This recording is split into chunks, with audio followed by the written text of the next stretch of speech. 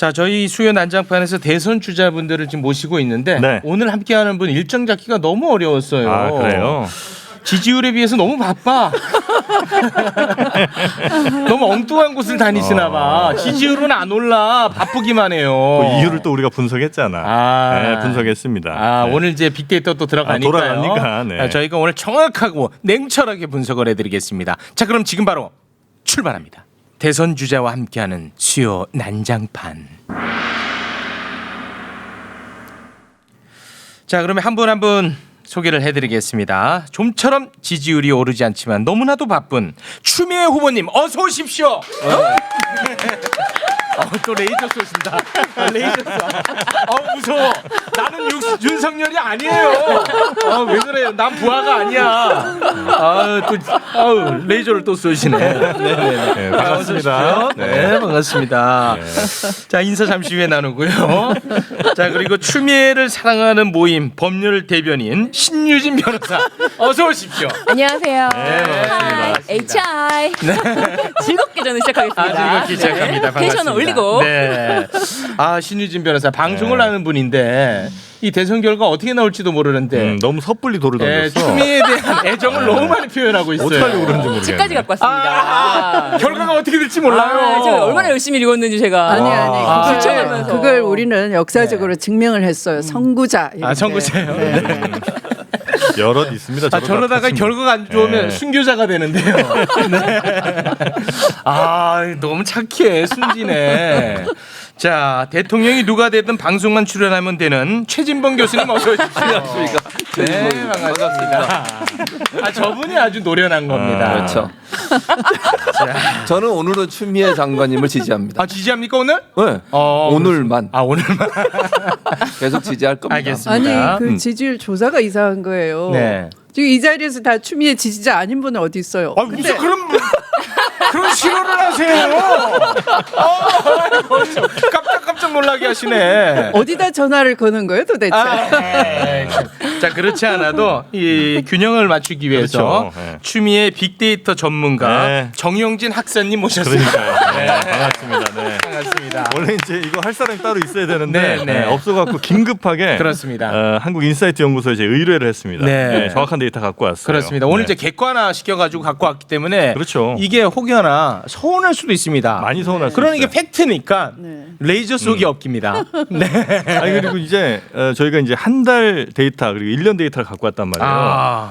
그래서 어쨌든 이제 소중한 시간 내서 또 와주신 그렇죠. 분 아닙니까? 네. 그래서 우리 후보께서 이 얘기는 좀 빼달라. 요 키워드는 빼달라. 우린 빼드릴게요. 빼드릴 수는 있지만 지지율은 안 오르죠. 그거는 상관없지. 그거를 이겨내셔야죠. 해보세요. 예. 무서워 진짜. 해봐라 이거죠. 해봐라 이거죠. 알겠습니다. 네. 장관님, 네. 이제 그 동안에 저희가 사실 일정 잡기가 여러모로 좀 쉽지 않았습니다. 그렇기 때문에 이제 오늘 저희의 또 어려움을 이해를 해주시고 진솔하고 솔직하고 재미있게 오늘 좀 임해주시기를 저희가 원해도 되겠습니까? 네 질문지도 방금 받았기 때문에. 네. 그 질문지 저희가 안 써요. 마음대로 질문해보세요. 그거는 저희가 연방용입니다. 네. 그래서 그냥 하나 드리는 거예요. 네. 우리 후보님이 나오신다고 해서 제가 후보님이 나오시는 여러 인터뷰를 다 봤는데 답이 길어지니까 네. 재미가 없더라고요. 네. 좀 짧게 좀 네. 부탁드리겠습니다. 두 가지식으로 가능하겠습니까? 네, 그렇게 노력하겠습니다. 좋습니다. 제가 이제 몇몇 정치인들을 만나봤는데 너무 이제 고위직으로 오래 하셨던 분들은 어쩔 수 없이 권위적이야. 근데 우리 장관님도 좀 그렇습니까? 어떻습니까? 저보고 권위적이라는 분은 네. 없어요. 거의 없어요. 정말입니까? 네. 좀 이렇게 격의 없이 대화가 가능합니까? 네. 오늘 전문가 편하게 해도 되겠습니까? 네. 근데 장관님이 좀 성격은 있으시죠? 성격. 그거 없으면 매력이 없죠. 그럼 가까이 지내는 정치인들도 장관님을 어려워하고 무서워합니까? 아니 그렇지 않아요. 그렇지는 않아요? 네.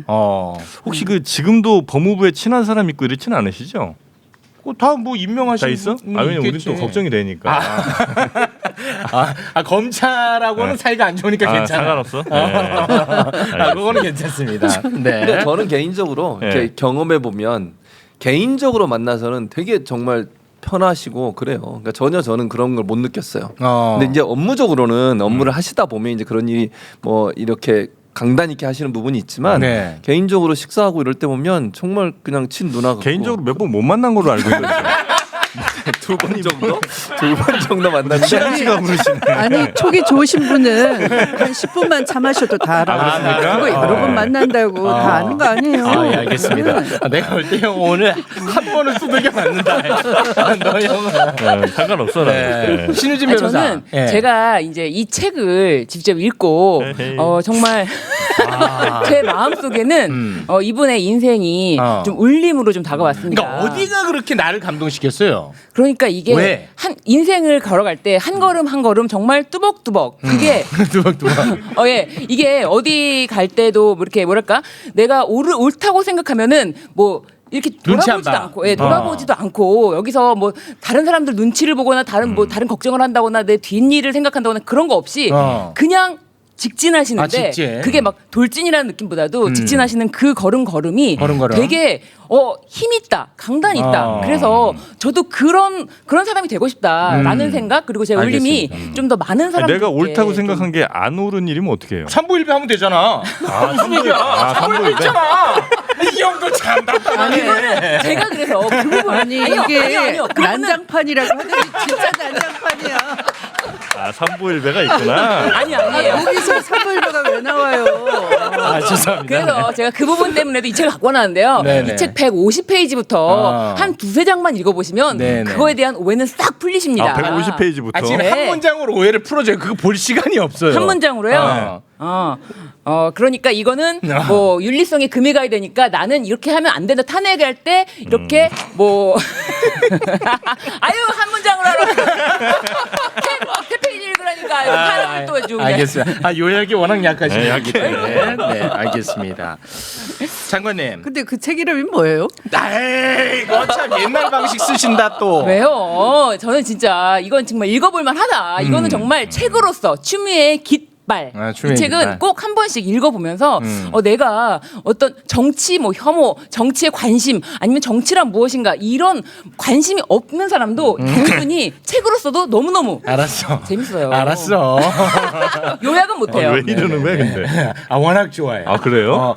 순수한 겁니다. 네, 저는 진짜 좋아합니다. 아, 지금 네, 이제 존경합니다. 지지율이 거의 안 나오고 있는데 저렇게 대놓고 지지한다는 거. 아니 순수하고 아름답죠. 저 책 네. 그 다 읽기 싫으시죠? 네. 그러면 앞에 서문만 보세요. 아, 소문만. 네. 아. 그러면 책값 빠질 겁니다. 알겠습니다. 아니 장관님 대통령이 되고 싶은 거예요? 책을 팔고 싶은 거예요? 네. 네. 그런 거는 저기 잔바리들이 하게 놔두세요. 네네네. 잔바리. 알겠습니다. 오늘 몇 가지 이제 키워드가 있습니다. 키워드 토크로 좀 준비를 했습니다. 경쟁자, 지지율, 윤석열, 현안, 대통령, 정책 뭐 이런 이제 키워드가 있는데 네. 어떤 키워드로 처음 포문을 한번 열어볼까요? 윤석열로 한번 열어볼까요? 좀 이미 꽁을 잡았는데 그럼 뭐 알아서 기틀을 언제 뽑을지 뭐 그걸 요리를 어떻게 할지 네네. 죄송합니다. 뭐 그 국민의힘 당에서 알아서 하실 것 같은데 네네. 조만간 잡혔습니까? 입당하겠다고 그러고 당대표 만나서 네네네. 방역 수칙은 자기들은 지켰다 사진 찍으라 하고 기자들은 못 지키는 여건으로 네, 그 유리창 밖에서 그냥 마구 찍게 하고 네, 관심 끄고 네네네. 뭐 그런 그러면 모습 다 보셨잖아요. 그러니까 민생이 어떻게 네. 되든 말든 관심 끄고 네. 우리는 시원한 데 앉아서 유리창 네, 네, 너머에서 나를 보든 말든 시원한 맥주를 마시겠다. 아, 이것이 알겠습니다. 정치다. 이렇게 이미 네. 꽁께서 다 보여주셨잖아요. 뭘 더 궁금해하시나요? 죄송합니다. 뭘 네. 물어보시려고? 아니 뭐냐면 왜 제가 갑자기 껴들려고 그랬냐면 이제 최근 한 달 사이에 불편하시면 빨리 얘기하세요. 저는 언제든 그만둘 수 있습니다. 자, 한 달 사이에 이제 SNS 등에서 사람들이 이제 추미애 후보 관련된 여러 글들을 쓸 거 아닙니까? 아, 그렇지. 이제 그 언급량들 쭉 보니까 그 민심이야. 지난 7월 4일하고 9일에 유독 많더라고요. 왜 그렇지? 뚝 떴어. 또 써. 그래서 그날 뭔가 이렇게 그날 기사들을 또 찾아보는 노력까지 수고로움까지 제가 해봤습니다. 네, 그랬더니 4일은 네. 이런 기사가 있습니다. 추미애 윤석열 징계 불발에 윤석열이 속였지만 사법부도 성급 이제 이런 기사가 하나 있어요. 9일에는 보니까 청와대가 윤 총장과 같이 물러나라고 압박했다 이 뉴스가 있어. 결국 무슨 얘기냐면 추미애의 언급은 죄다 윤석열과 관련돼 있더라. 아 이거 어쩔 수 없네. 네. 어쩔 수 없어. 이거는 기분 나쁘고 속상하고 언짢더라도 네. 이 민심입니다. 그래서 그게 네. 일부 일각에서는 윤석열 선대위원장이 아니냐 아 이런 이제 비판까지 나오는 그 부분이 비판인 거지? 비판이지 이거는 네, 이런 얘기까지 나와. 그거는 저 국민의힘 쪽 논리죠. 혹시 국민의힘을 대변하시는 제가요? 아니 한 명 정도는 약간 반대 목소리는 내주긴 해야 돼. 아니 이게 민심이야. 형이 빅데이터 돌렸잖아. 이건 돌린 거고. 돌린 거예요. 아니 그 아니요? 민심이라는 게 네. 그러니까 극단 보수층 민심도 있고 아, 그렇죠. 이 개혁 진보 진영의 있고, 민심도 있고 중도도 있고. 그런데 저는 개혁 진보 진영의 민심을 반영하겠다라고 일찌감치 밝혔기 때문에 저는 그쪽 목소리는 신경을 1도도 안 씁니다. 그러면은 네. 이왕 뭐 이야기 나왔으니까 그러면 진보 개혁 진영의 목소리만 내가 안고 네. 가겠다 이렇게 말씀을 하셨으니까. 그게 저의 정치 목표다, 약속이다라는 거죠. 네네네. 네. 이제 대통령이 되면 조금 달라질 수 있지 않겠습니까? 개혁을 해야지만 그 바탕 위에 사회 어. 대통합할 수 있는 힘이 생기는 거예요. 네. 네. 그럼 요 질문 드려볼게요. 그러니까 뼈가 없이 살이 유지가 안 되는 거죠. 네. 뼈가 없으면 살이 해체되는 거예요. 그 뼈를 튼튼하게 구축하는 것이 개혁이다라는 거죠. 네, 좋습니다. 네. 제 이 질문 그리고 하나 이제 드릴게요. 살을 붙이는 건 통합인 거예요. 네. 네. 네. 살을 붙이는 게 이제 통합이고 뼈대 위에 살을 붙인다. 네. 일단 대통령 될 때까지는 뼈로 가고, 뼈로 가고. 그 다음에 이제 통합 가신다 이제 이거죠. 살을 붙인다. 이제 맞나요? 이해되셨군요. 제가 요 진짜 어려운 질문일 것 같은데 이 질문을 기자들이 안 하더라고. 뭔데? 그러니까 추윤 갈등 뭐 정말 시끄럽지 않았습니까? 그때는 혼자서 내 편 들어주는 사람도 없고 굉장히 외로우셨을 텐데 어찌 됐든 장관님 입장에서는 그게 선이고 정의라고 생각해서 밀어붙이고 쓸쓸히 그 길을 걸어 가셨겠죠. 그런데 이제 세상은 갈등으로 그 장면을 인식하고 있단 말이죠. 만약에 장관님이 대통령이 되고 추윤 같은 일이 똑같이 벌어진다. 그럼 대통령으로서 어떻게 하셨겠습니까? 와, 이 질문 기가 막히지 않아? 기자들이 안 한 데는 이유가 있겠지. 이미 그런 대통령을 우리는 경험했어요. 못 지켜드렸어요. 노무현 대통령 때 그랬잖아요. 자, 제일 괴로워했던 것이 처음에는 검찰 개혁을 하시겠다고 네. 검사들과 대화를 했더니 대화가 하나도 안 됐어요. 그거는 뭐. 네. 심지어 임명된 지 몇 년 안 된 초임 검사마저도 검사. 네. 대통령한테 대들고 네. 대통령의 학벌을 문제 삼고 그랬어요. 조롱했었죠. 네. 대통령이 나중에 그 유언처럼 말씀을 남겼어요. 여론을 움직이는 것은 언론이고 언론을 움직이는 것은 시장 자본이고 이렇게 말씀하셨어요. 그런데 제가 보니까 그 시장 자본을 움직이는 건 검찰인 거예요. 선택적 수사를 통해서. 네. 그래서 자본 권력과 검찰은 결탁을 한 거예요. 개혁을 강하게 저항했던 거예요. 대통령께서는 이미 유언처럼 내가 검찰의 독립성을 보장을 해줬더니 검찰 스스로 그 독립성만 누리고 그죠? 네. 성역처럼. 네. 그리고 스스로 중립을 지키지 않는다는 것을 내가 미처 제대로 보지 못했다. 그 화를 당하는 것이다. 라고 한탄을 하셨단 말이죠. 네. 그러면 대통령이 됐어도 개혁의 저항이 너무 강했던 것을 개혁 주체로서 존중해주면서 면을 살려주면서 대화로 풀려고 했다가 안 됐단 말이에요. 네. 그다음에 두 번째 언론 개혁. 언론을 날마다 괴로워하기를 청와대 대변인 지냈던 김종민 의원이 그걸 너무 괴로워하는 대통령을 봤다는 거예요. 네. 그래서 김종민 의원은 자기가 이 법률 전공자가 아님에도 불구하고 국문학과 출신인데 대통령의 그 괴로워하는 걸 근본적으로 원인을 알고 싶어서 자기가 그때 헌법책을 열심히 읽었대요. 네. 나중에 보니까 이 우리 헌법에 잘못된 점을 발견을 했어. 이 검사에게 영장 청구권을 헌법에 명시해둔 이유가 뭐였을까? 네. 그것은 그 당시 너무 경찰의 권한이 셌기 때문에 경찰이 실제 수사를 다 해서 올리기 때문에 영장 청구권을 검사한테 준 수사 주체와 영장 주체를 분리한 거구나. 그 당시에 맞게끔. 네. 근데 이게 검사의 권한을 집중시키는 걸로 그 사이에 무소불위의 권한으로 검찰은 커버렸다. 그랬더니 네. 자기가 볼 때도 이 영장 청구권을 좀 분리해주는 개헌을 하는 게 맞겠다. 이렇게 저한테 얘기를 해서 깜짝 놀랐어요. 네. 당신 그거 어디서 배웠느냐 그러니까 자기가 그 얘기를 하는 거예요. 아, 공부했다. 네, 대통령의 그 괴로움을 덜어 이해하고 싶어서 헌법을 봤는데 그 원리를 발견하고 민정수석 조국에게 자랑을 했다는 거예요. 그랬더니 조국 장관이 무릎을 치면서 야 기특하다 칭찬을 했다는 거죠. 네. 그러니까 그런 정도로 이 검찰개혁 언론의 개혁에 대해서는 이 역대 대통령 중에 가장 분명한 입장을 가지고 계셨던 노무현 대통령께서 괴로워하시고 또 그걸로 화를 입고 돌아가시기까지 해서 피해자예요. 그걸 보고 우리가 날마다 추모를 하러 봉화마을에 가는 거지만 진정한 추모는 그 뜻을 이어받아서 개혁하는 거예요. 그럼 당신이 대통령 돼서도 그 괴로움을 당하고도 개혁하겠느냐. 지금은 제가 이렇게 말씀드리면 온 지지 세력이 함께 하고 있잖아요. 제가 지금 버티는 것은 바로 그 지지 세력.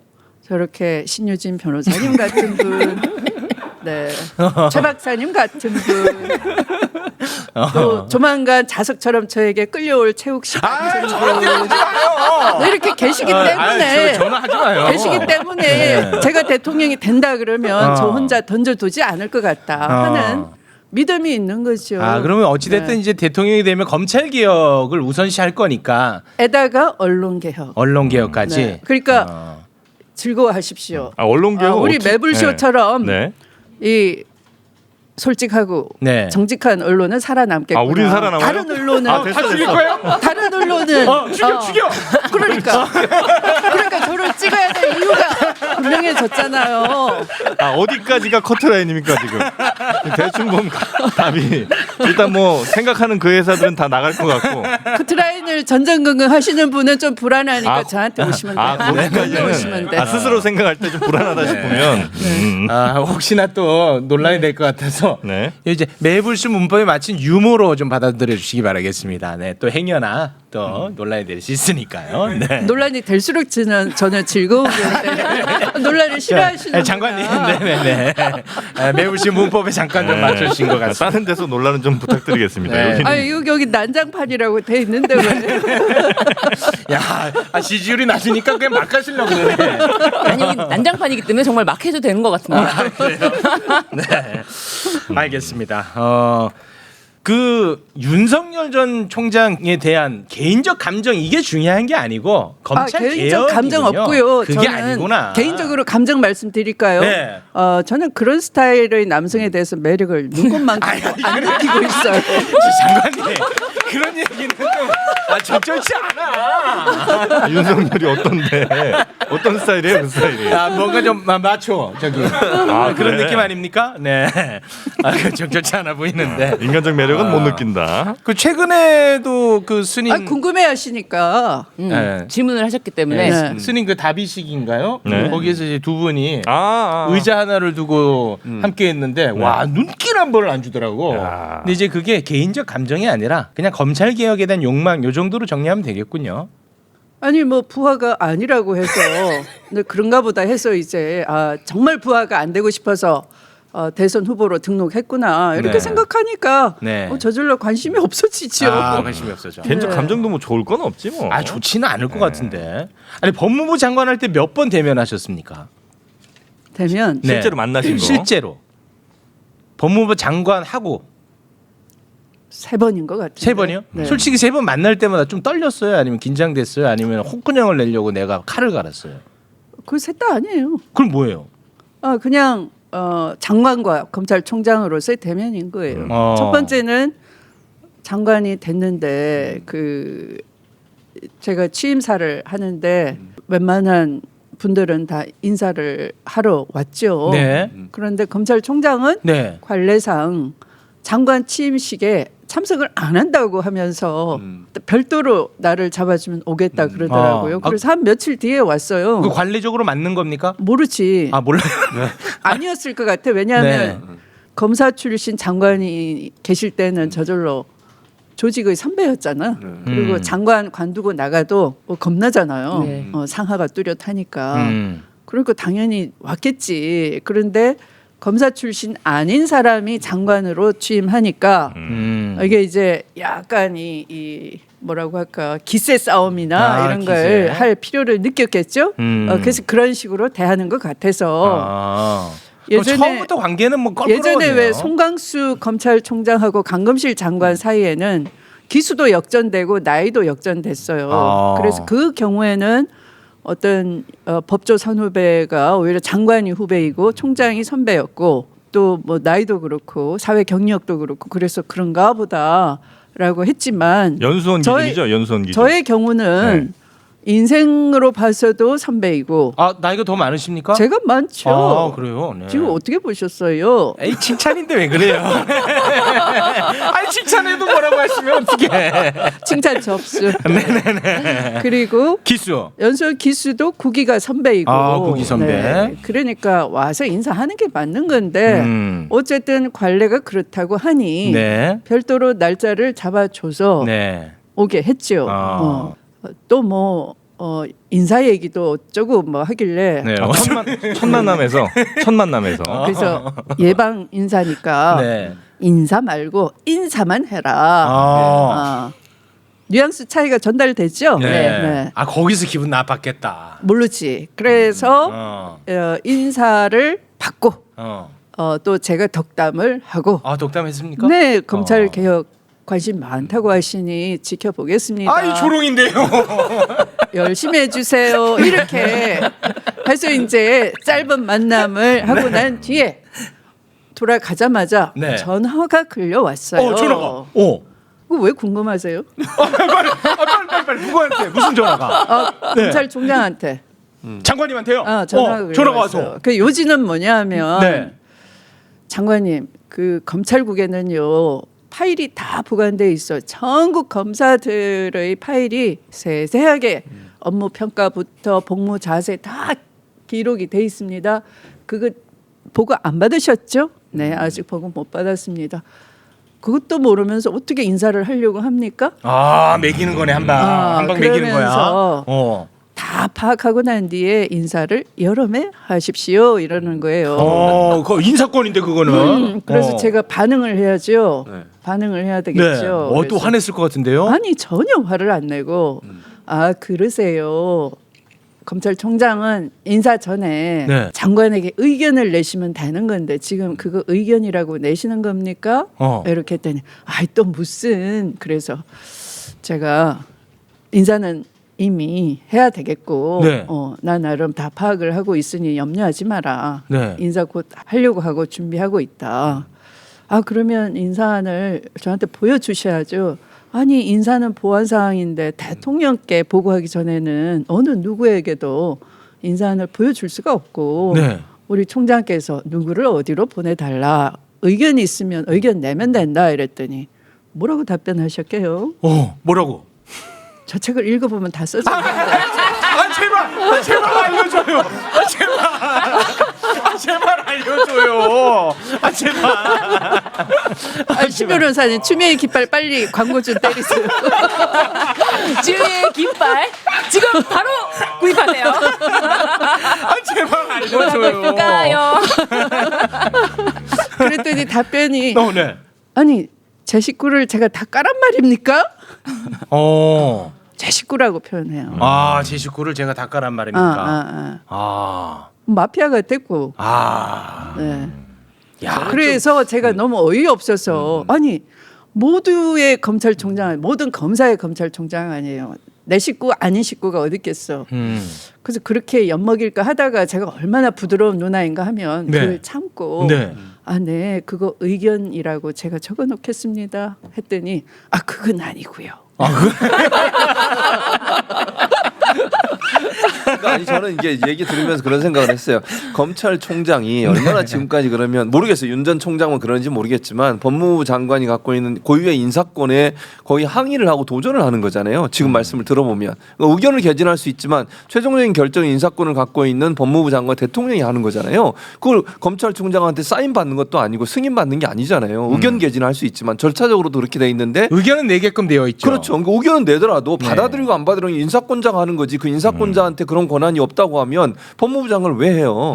그럼 검찰총장이 이런 식으로 본인의 의사를 압박하듯이 얘기하는 거는 상당히 잘못된 거죠. 본인이 인사권을 휘두르겠다는 것밖에 안 되는 거잖아요. 네. 이게 정상적이라고 보이지 않아요. 알겠습니다. 그럼에도 불구하고 그 추윤 갈등을 바라보는 국민적 시선은 네. 그 장면으로는 윤석열 전 총장이 점수를 더 많이 딴 건 맞죠? 아무래도 이제 아니 그 장면은 네. 점수를 아니, 못 땄어요. 빅데이터 있는데 왜 그래요? 빅데이터가 있는데. 아니 왜 그래요? 그때는 아니 그거는 네. 그 후에 언론이 추윤 갈등이라고 딱지를 붙여놨을 때이고 네. 인사는 지금 최 박사님 말씀처럼 장관이 재청 권한을 가지고 하나의 문민 통제 수단으로 돼 있는 네. 법무부 장관의 권한이에요. 네. 근데 그 전에는 검찰총장으로서 그때 이제 박상기 장관을 패싱을 하고 총장 마음대로 인사를 했던 거예요.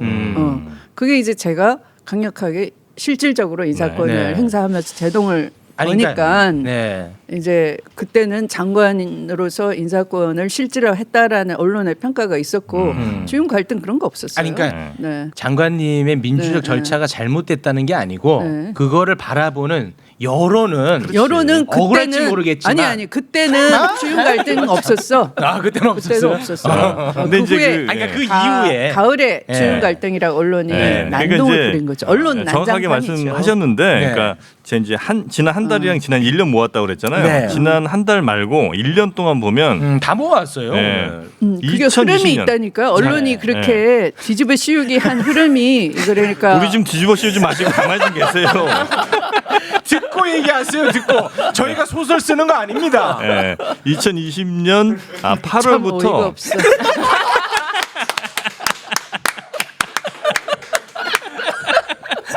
8월부터 부정 감성어가 급격히 늘기 시작해요. 언제부터? 8월. 이게 2010년 20년 8월. 2020년 작년 8월. 작년. 아, 네. 작년 봐요. 8월. 맞아요. 작년 8월 네. 그다음에 9월에 아주 극에 달하고요. 아, 극에 달하고. 그리고 이제 다 10월, 들어보라니까. 11월, 12월 계속 이어지는데 이제 지난 한 달간은 사실 긍부정 비율을 비교를 해보면 대략 네. 3대 6 정도로 나와요.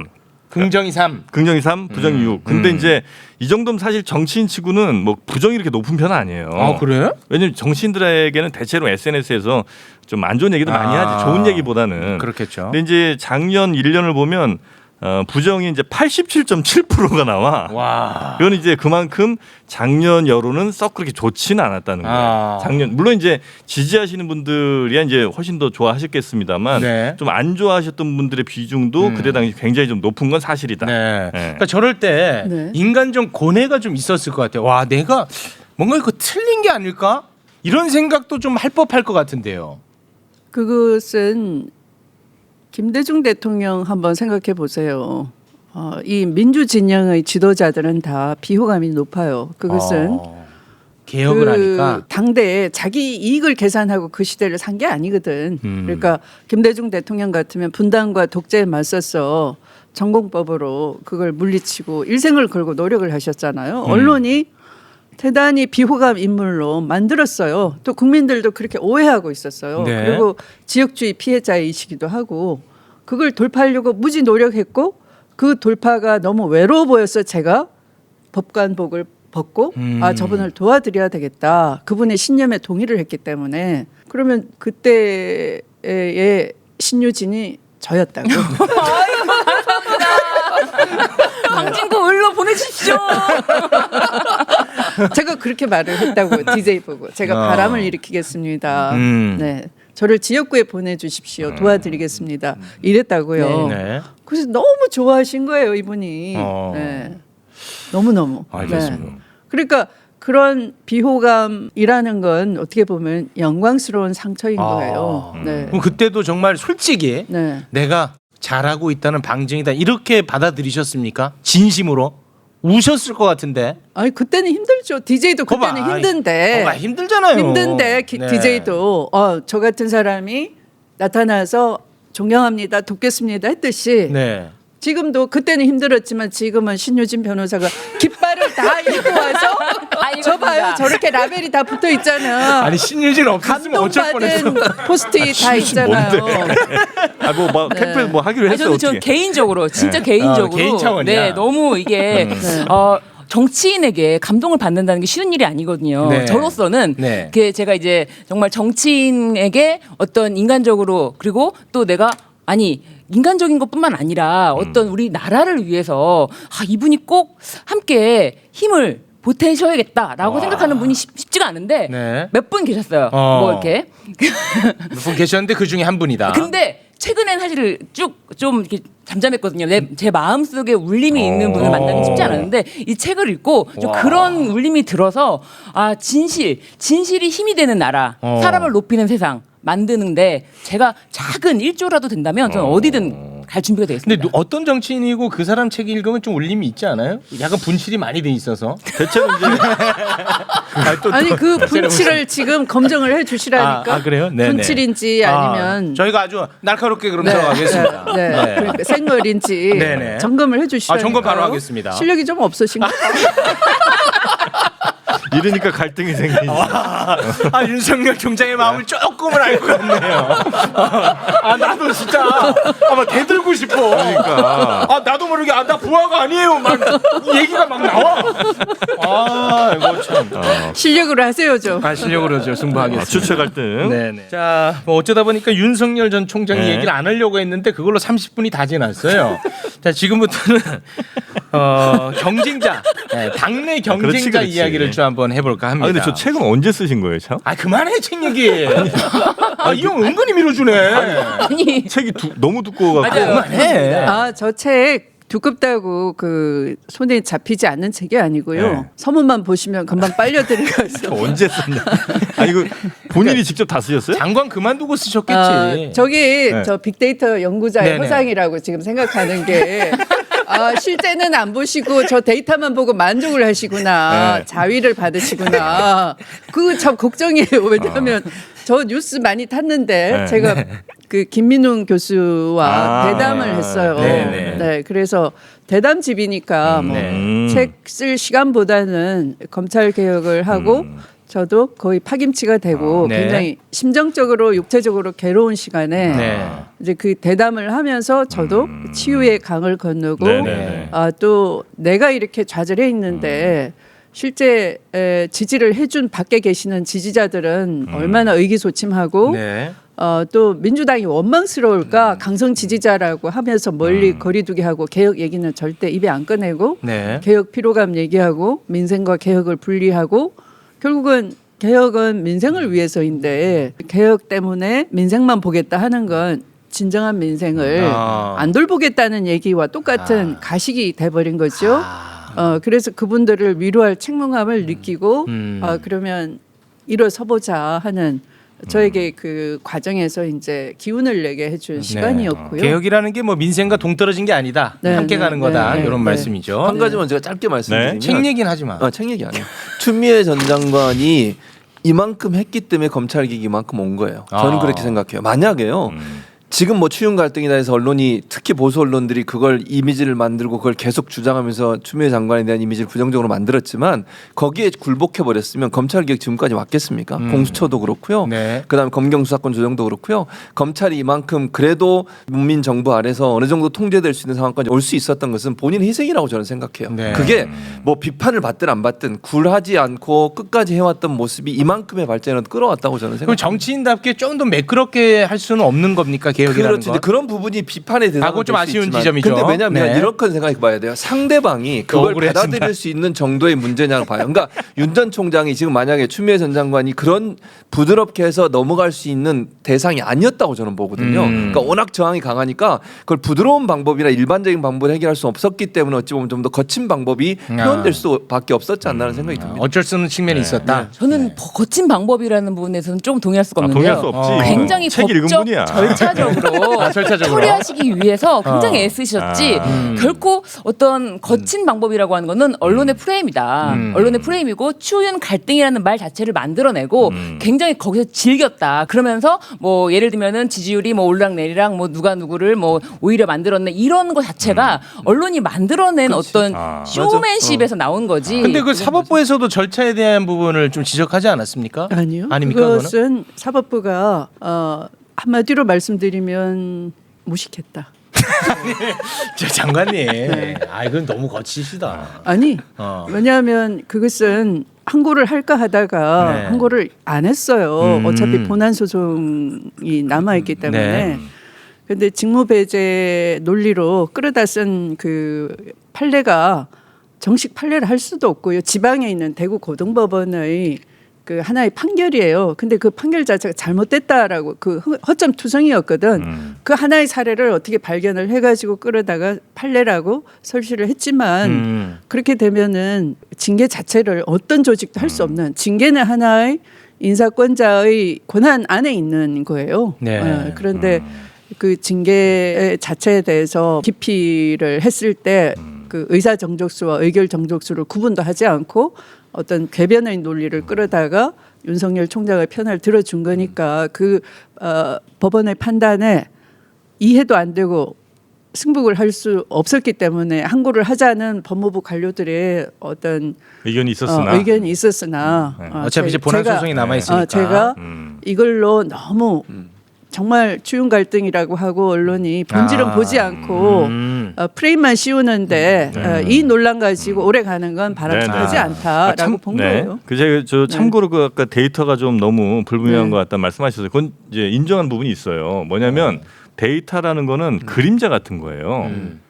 누군가 대상이 있고 빛이 있고 그다음에 그림자가 생기잖아요. 네. 그러니까 빛이 매우 강하면 그림자가 선명하게 나옵니다. 데이터도 그러니까 지지율이 높거나 많은 사람들에게 알려진 경우에는 데이터가 굉장히 정확하게 나오는데 그렇지 않은 경우에는 그러니까 빛이 약하잖아. 그러면 봐가면서 해. 데이터가 약하게 나와 봐가면서 흐리게 해. 나온다고 그러니까 봐가는 그런 사람. 측면이 있다는 거예요. 형 봐가면서 해. 예를 들어서 정영진을 지지율 하면 굉장히 흐리게 나오지 말도 안 되는 네. 얘기들이 나오지. 네네. 그런 부분이 있다는 알겠습니다. 겁니다. 봐가면서 하시고요. 네네네. 뭘 자꾸 보냐. 자리 바꿔서 해. 내가 불편해서 그래. 난 이쪽만 보고 얘기하잖아. 알겠습니다. 자, 그러면 그 직무배제 관련해서 본안 소송 판결은 나오긴 나와요? 그 의미가 없잖아요, 이제는. 아닙니다. 지금 판결 지금 재판 중입니다. 하고 있죠. 아, 네. 지금 중이에요? 그거 아무 의미 없는데 그걸 해요? 왜 의미가 없습니까? 아, 징계가 있어? 예 그렇죠. 어. 징계가 제대로 됐다 잘못됐다 정당하다라는 것에 대해서 법적인 판단을 받아보는 거죠. 네. 그리고 그 재판에 사실은 증인으로 나온 두 분 있어요. 부장 검사들. 그분들은 뭐라 그랬냐? 부장검사 아니 검사장. 검사장. 네. 죄송합니다. 네. 검사장 두 사람이 네. 윤석열이 수사를 방해했다라고 증언을 했습니다. 네. 그건 1심으로 끝나는 거예요? 그 2심 끝나나요? 아니요. 그게 어쨌든 이게 행정소송이잖아요. 네. 징계에 대한 행정소송이 1심, 2심, 대법원까지 다 있습니다. 아. 그러면 또 뭐 대선 끝날 때까지도 안 끝날 거 아니에요? 아닌가? 네. 그거는 저희가 그러면 레이저한테 맞았어. 지켜보도록 하겠습니다, 후보님. 그 징계만이 문제가 아니니까요. 대법까지 가기에는 네, 징계만이 네. 문제가 아니니까요. 지금 뭐 문제가 요즘은 개인적인 문제가 법원의 그 재판을 뛰어넘는 그 진실에 대한 그 직관력이 네. 이 국민이 더 뛰어나요. 예를 들면 노무현 대통령 논두렁 시계 지지자들은 안 믿었어요. 그러나 여의도 정치권은 넘어가 버렸고 검사들은 그거 가지고 언론 플레이하고 그랬죠. 네, 뭐 언론과 같이 했었죠. 네. 네. 그런데 결국은 그걸로 대통령 한 분을 우리는 잃었고요. 한명숙 전 총리 사건에 대해서 검사가 네. 현직 검사가 죄수인 모해유진 교사. 증인을 100여 차례 불러다가 집체 훈련을 시켰잖아요. 네. 자신 있으면 훈련을 시키지 않죠. 가서 있는 대로 얘기하게끔 놔두는 거죠. 그럼 법무부 장관일 때고 다 알고 계셨을 거 아니에요. 알았죠. 알기 때문에 윤석열 총장은 그것에 대해서 회피하기 위해서 그 모해 위정 교사의 공소시효가 지나가도록 그 사건 자체를 뺑뺑이 돌린 거예요. 그러니까 조사를 못하게끔 대검 인권부가 관장하도록 해놓고 네. 감찰부로 넘겨준 건데 네. 그걸 인권부에서 조사하도록 해가지고 시간 끌기를 하고 결국 그 전략이 성공해가지고 나중에 그 모해 의전 교사의 검사들에 대해서는 이 공소시효가 지나가게 이미 해버렸잖아요. 끝났죠. 네. 네. 그거 아주 뭐 부글부글 끓으셨겠네. 그래놓고 장관이 그걸 있을 때. 한명숙 구하기라고 하는데 네, 사실은 전혀 별개죠. 한명숙 총리는 네. 당신께서 그냥 곱다시 복역을 다 하셨고 네. 한명숙은 구해질 수가 없어요. 네, 재심 네. 의사도 전혀 네. 없습니다. 그냥 한 총리님은 나는 억울하고 나 같은 피해자가 다시는 안 생기길 바라고 네. 검찰 개혁 제대로 하는 그런 후보자가 돼줬으면 좋겠다 이렇게 바라시는 간절한 마음이 있는 거죠. 그러니까 사실은 그 추윤 갈등도 그렇고 한명숙 구하기도 언론의 프레임이에요. 사실은 그게 본질은 아니거든요. 네. 지금 제 앵커도 말씀하신 것처럼 기본적으로 절차상 잘못된 부분을 바로잡고 검사의 잘못된 행동을 바로잡자고 하는 취지에서 한 건데 마치 이게 한명숙 구하기인 것처럼 프레임을 만들어 가지고 네. 정권이 뭔가 누군가를 위해서 뭔가 잘못된 행동을 하는 것이 미주를 만들어 가는 거. 추윤 갈등도 마찬가지고요. 그래서 네. 이 보수 언론들이 그런 부분들을 강조하는 거 그건 결국 정치적인 목적과 이유가 있다고 보여요. 알겠습니다. 자, 그러면 이제 당내로 좀 돌아오겠습니다. 아, 자, 당내로 돌아오니까 또 당내 주자들이랑 또 엄청 싸워요, 요즘은. 지금 김두관 후보 같은 경우는 후보님을 아주 세차게 공격을 하더라고요. 네. 자책골 해트트릭을 네, 한 세번 사람이라고 했다고. 네. 공격을 하고 있고 우리 후보님 같은 경우에는 이낙연 후보한테는 대표 빵점이라 그러고 검찰 개혁에 너무 미온적이라 그러고 정세균 후보한테도 언론 개혁에 너무 미온적이었다 당신이라고 또 화를 내고 있고요. 지금 뭐 당신이라고는 안 했는데. 아 당신은 제가 괜찮습니다. 네, 아, 죄송합니다. 네. 다 이렇게 그 친한 분들일 텐데 와 이거 뭐 어떻게 괜찮습니까 이렇게 싸워도? 우선 김두관 후보 경우에는 네. 그분은 지난 대선 때 네. 문재인 후보를 상대로 굉장히 공격적이었어요. 네, 그런데 사과를 했죠. 네, 그러니까 그 2012년 경남지사 관두고 대선 후보가 됐을 때 네. 굉장히 이 문재인 후보에 대해서 비난 아, 지지난 대선 때. 네, 네, 네. 네. 공격적이었죠. 근데 그걸 사과를 하더라고요. 근데 저한테 대해서도 좀 네. 터무니없어. 그 자체가 국민의힘 논리거든요. 아, 네. 이제 또 사과하겠군요 나중에. 대통령이 돼야 사과하지. 대통령이 돼야. 네, 최욱 씨한테 달려 있습니다. 아 세게 공격을 했더라고. 네. 윤석열 만든 장본인이다. 네. 막 이렇게 막 우리 신 공격을. 변호사님 아까 정리 다 했잖아요. 네. 언론 프레임이다. 네네. 네. 그리고 김경수 지사를 감옥살이하게 한 장본인이다. 막 이렇게 또 공격을 또 했고요. 어떻게 직접 좀 소통하시면서 오해를 좀 푸시는 것도 한 방법은 아니겠습니까? 아예 뭐 대꾸할 가치가 없다고 이렇게 딱 끊어내시더라고요. 여기 관련해서는. 네, 대꾸할 가치가 없죠. 네. 아이 그래도 그 동료인데 대꾸는 하셔야 되지 않겠습니까? 또 레이저 맞았지. 아 그리고 이제 그 이낙연, 네. 정세균 후보 그 두 분하고도 두 또 분은 사실은 그 두 분 다 총리 출신 아니에요. 맞습니다. 그죠? 네, 이재명 대 반 이재명 구도를 전직 총리 체급의 두 분이 네. 그 지사 한 분을 놓고서 연합 전선을 펼치다가 네. 갑자기 예상치 못한 구도에 직면했어요. 추미애 등판 이러니까 조금 헷갈리신 것 같아요. 네.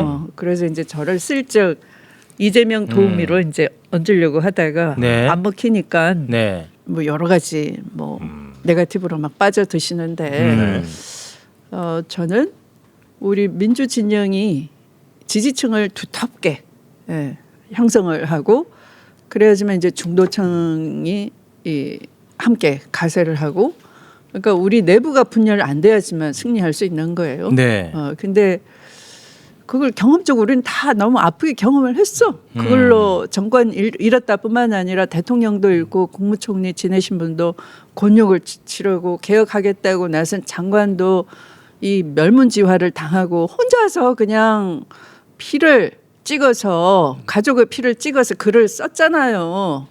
그게 지지자들이 다 그걸 열독을 해주고 있잖아요. 무슨 일이 있었길래. 그래서 책이 또 베스트셀러 중에 베스트셀러가 돼버린 거예요. 체육 또 갑니까? 아니 그럼 우리 저 장관님을 네. 지지하는 사람 누구고 지지하지 않는 사람은 누굽니까? 어떤 사람들이에요? 안 그래도 나도 그거 네. 좀 여쭤보려고 그랬거든요. 열정적으로 지지하는 사람들은 어떤 사람들이고 나는 그러니까 이상하게 그 민주당 지지율을 어찌됐든 간에 지금 잡아 먹어야 되잖아. 높여야 되니까. 입장이. 네. 그래서 아 그럼 제 지지율 우려로 넘어가신 거예요? 다음 주제로. 예, 지지율로 한번 넘어가 보겠습니다. 제가 이제 나름대로 진짜 고민을 해봤는데 민주당을 지지하는 사람들 중에서 개혁 성향이 좀 강한 분들은 이재명이나 추미애인 것 같아. 내가 볼 때. 그리고 민주당 지지자 중에 안정성을 좀 추구하는 분들은 이낙연 후보를 좀 지지하는 것 같고. 그리고 보류하는 사람들 중에는 이재명을 찍자니 좀 불안하고 이낙연을 찍자니 좀 애매한 이런 이제 보류하고 있는 층들이 좀 존재하는 것 그 같고. 맨 앞에 그 이재명, 추미애 두 분의 지지하는 그 개혁 성향들 네. 그걸 조금 더 분석하자면 네네네. 이재명 후보를 지지하는 사람들은 좀 내 삶을 좀 바꾸는 것 쪽에 조금 더 방점을 찍힌 것 아. 같고 추미애 후보님은 약간 좀 세상을 바꾸는 것 쪽에 아. 조금 더 찍혀 있는 것 같아요. 야, 형 표현 너무 좋은데. 괜찮아? 네. 야, 형. 아, 진짜 형 맞는 네. 것 같아. 아, 그렇죠. 네. 그러니까 강한 개혁 성향이라 할지라도 저거 좀 활용을 해야 되겠다. 어우, 야. 아, 형 진짜 맞는 것 같아. 돈 내놔. 나. 아, 야, 맞는 것 같아요. 아 빅데이터의 효용성을 진가를 마지막에 발견을 하는. 맞는 아까는 것 그냥 같아. 쓸데없다. 맞는 것 같아. 그래? 네. 이거 어떻게 하실 거예요? 지지율 지금 네. 더 떨어지고 있어요. 가만 보니까. 그게 하나의 과정이죠. 그러니까 그 위기 심리가 있는 거예요. 언론이 추윤 갈등이라고 막 하고 윤석열 띄우기가 작전 성공했다고 보여지니까 제가 옳다 치더라도 그거 그 다음에 생각하고 일단 우리 1등 후보를 먼저 지키자라고 이제 그 저를 이해하는 성향의 또는 조국 장관의 그 아픔을 이해하는 성향 이 표들이 좀 이재명 마크맨으로 좀 가 있단 말이죠. 네. 그러니까 적극적으로 이재명을 지지한다 보다 우리 진영을 먼저 우리가 좀 가두리를 하겠다 이 생각이 있는 거예요. 언론이 그렇게 기세를 부릴수록 그러면 이재명을 쳐야죠. 아이고, 계속 이재명을 추천하고 있어. 아니 그래도 정답을 말씀해 주셨잖아요. 정답을요? 지금 네. 꼭 친다기보다 네. 무엇이 다른가 추미애를 지지하면 내 삶만 바꾸는 글쎄 방점을 둔 이재명이냐 네. 내 삶 플러스 내 가족의 삶, 내 자손의 삶, 대한민국의 삶, 이 세상을 바꾸는 것에 추미애가 지금 깃발을 들었다. 아, 형 말에 살 많이 그러면- 붙이시네. 아, 즉흥적으로 잘 붙이시네. 이제 이해하셨어요? 이해가 좀 늦으시구나. 네. 이해력의 레깅이 좀 심하시구나. 근데 이제 저는 이렇게 봐요. 추미애 장관께서는 네. 그래도 민주 진영에서 그러니까 뭐 민주당 내에서 가장 이제 유력한 후보로 떠오르고 있는 분에 큰 상처를 주는 것은 서로에게 도움이 안 된다는 거죠. 그러니까 이전 투구에서 서로 싸워서 상처를 내게 되면 네. 우리가 이길 수 있는 환경이 없어지게 되는 거잖아요. 그 부분을 우려하고 있다고 저는 봐요. 그리고 이제 두 분의 차이를 우리 정영진 씨. 잘 설명했는데 예리했어. 기본적으로 근데 이제 추미애 장관님 편에서 생각하면 저는 이렇게 생각해요. 세상을 바꿔야 개인이 바뀌어요. 사실은 개인의 삶이 바뀌는 것은요. 세상의 큰 틀이나 체계가 바뀌지 않으면 안 바뀌어요. 그렇잖아요. 구조적으로 바꿈이 있어야 개인의 삶에 영향을 받는 거거든요. 아무리 개인이 바꾸려고 해도 큰 틀에서의 구조적 변화가 없으면 자신의 삶을 바꾸는데 한계가 있을 수밖에 없어요. 그래서 이제 저는 근데 이제 큰 틀에서 바꾸는 반대쪽에서 거예요. 이제 그런 거죠. 또 예리하다. 맨날 이제 세상 바꾸자고 했던 사람들이 수많은 정치인들이 있었으나 맞아. 정작 바뀐 게 없었는데 맞아.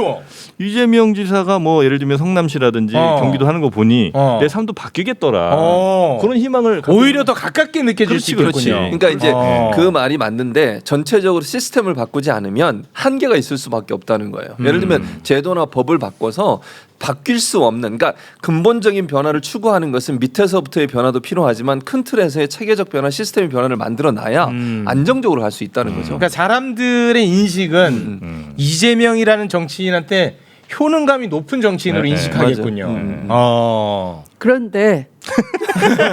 그런데 이제 네. 이재명 지사님 경우는 성남시장과 이제 경기도정에 대해서 네. 효능감을 보여주셨다면 저는 이런 지대 개혁을 통해 가지고 우리 누적된 그 불로소득 추구형 이 경제 시스템을 혁파해야지만 네. 불공정 문제가 근본적으로 해결될 수 있다라는 것이고 그것이 또 앞으로 미래 세대를 끌고 갈 수 있는 기본적인 힘이 되는 거다. 인프라가 되는 거다. 네. 그러니까 현재의 불공정을 타파하고 미래를 제시하고 이런 그랜드 디자인을 보여드리는 거여서 제대로 보시는 거예요. 내 네. 삶의 변화를 볼 것이냐 아니면 세상의 변화를 만들어야지만 내 삶도 변화된다. 이렇게 네. 이해할 것이냐.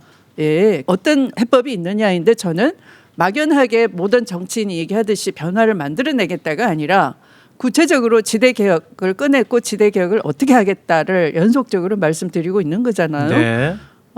조만간 저는 또 기후 위기에 대한 우리의 그 투자를 해야 되고 경각심을 가져야 되고 준비를 해야 된다. 그래서 에코 정치, 에코 팔리틱스를 주말에 발표하려고 합니다. 네, 그럼 자연스럽게 네. 시간도 없고 하니까 정책으로 좀 넘어가겠습니다. 네, 시간이 없으니까 방금 이제 말씀하셨는데 요즘 이제 가장 강조하고 계시는 게 이 지대 개혁인데 네. 뭐 거기에 이제 뭐 여러 가지가 있습니다만 네. 방금 이제 말씀하신 것처럼 국토보유세를 이제 부과해서 불로소득을 원천 차단하고 그걸 갖고 국민들에게 배당금을 주겠다. 뭐 이런 거 아니겠습니까? 네. 근데 여기에 대해서 뭐 최재형 전 감사원장이라든지 그 국민의힘의 대표 굉장히 또 이준석 대표가 비판을 또 세게 하더라고요. 아니 네. 그러면 집값 떨어지면은 보상해줄 세금 거냐? 보상해 줄 거냐? 뭐 이런 식으로 얘기하던데요. 그분들이 논리학을 공부를 못했어요. 그러니까 아니 그렇게 하지 마요. 아니. 그렇게 하니까 자꾸 안티가 생겨요. 아니 아니요?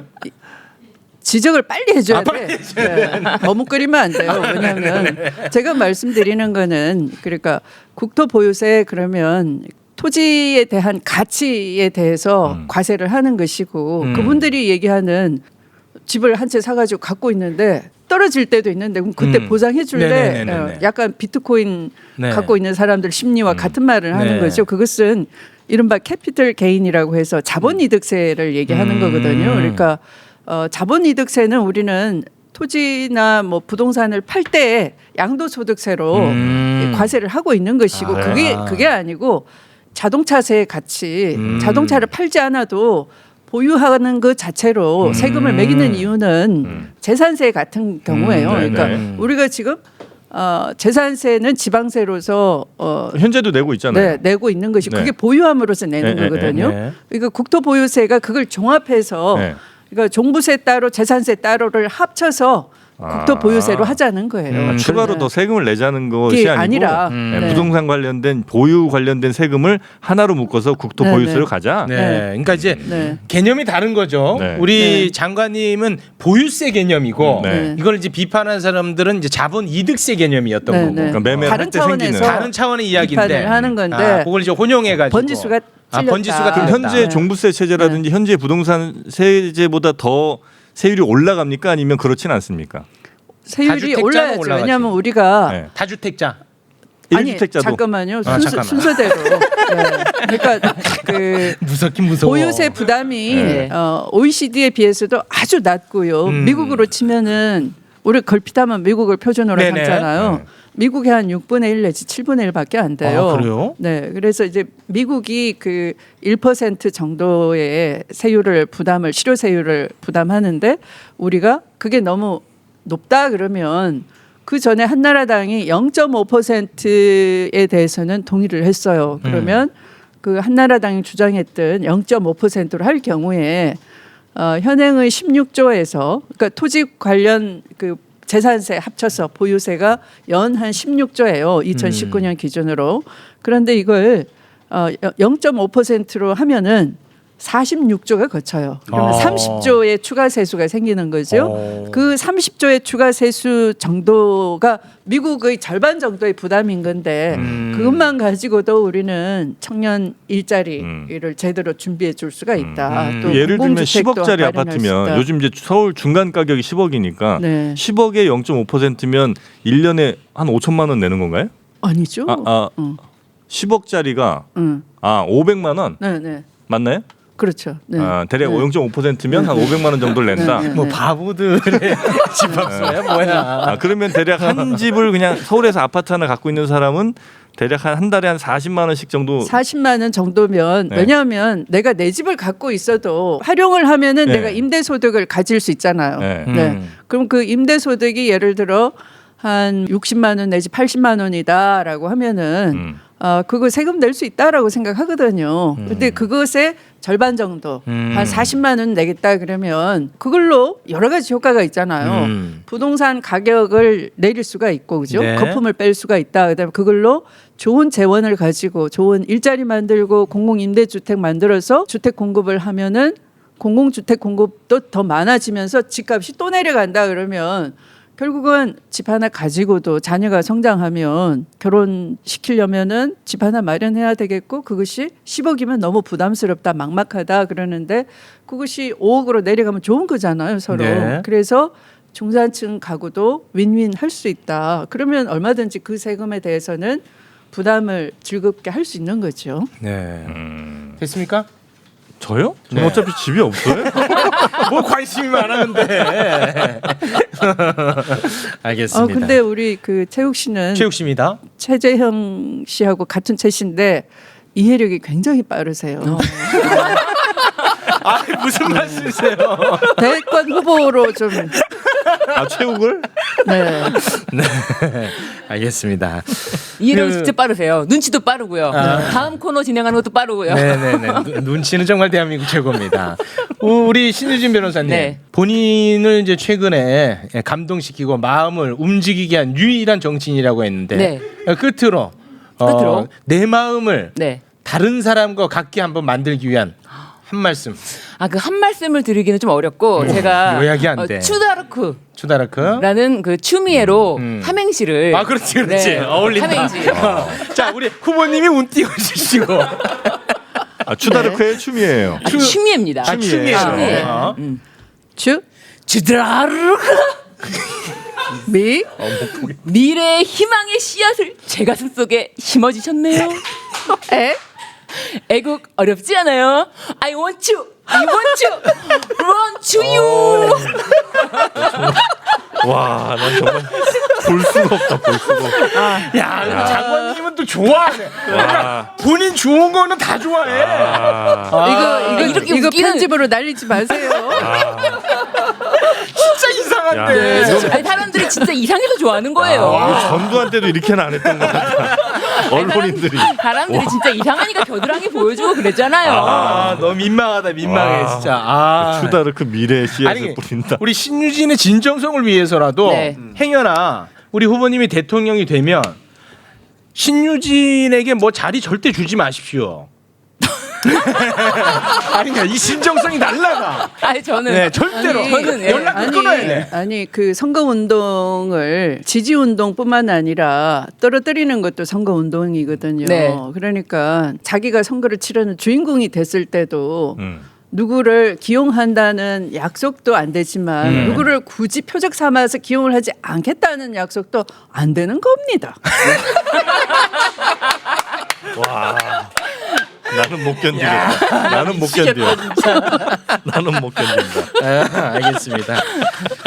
우리 저 장관님은 지금 민주당 주자 중에 캠프가 제일 작아요? 캠프가 없죠. 아 없어요. 왜 이렇게 인기가 없는 거예요? 아니 인기의 문제가 아니라 지지자들이 아무나 와서 네. 저의 그 웹자보도 만들어 주시고 뭐 어. 카피도 해주시고 근데 그 자기들끼리 그러더라고요.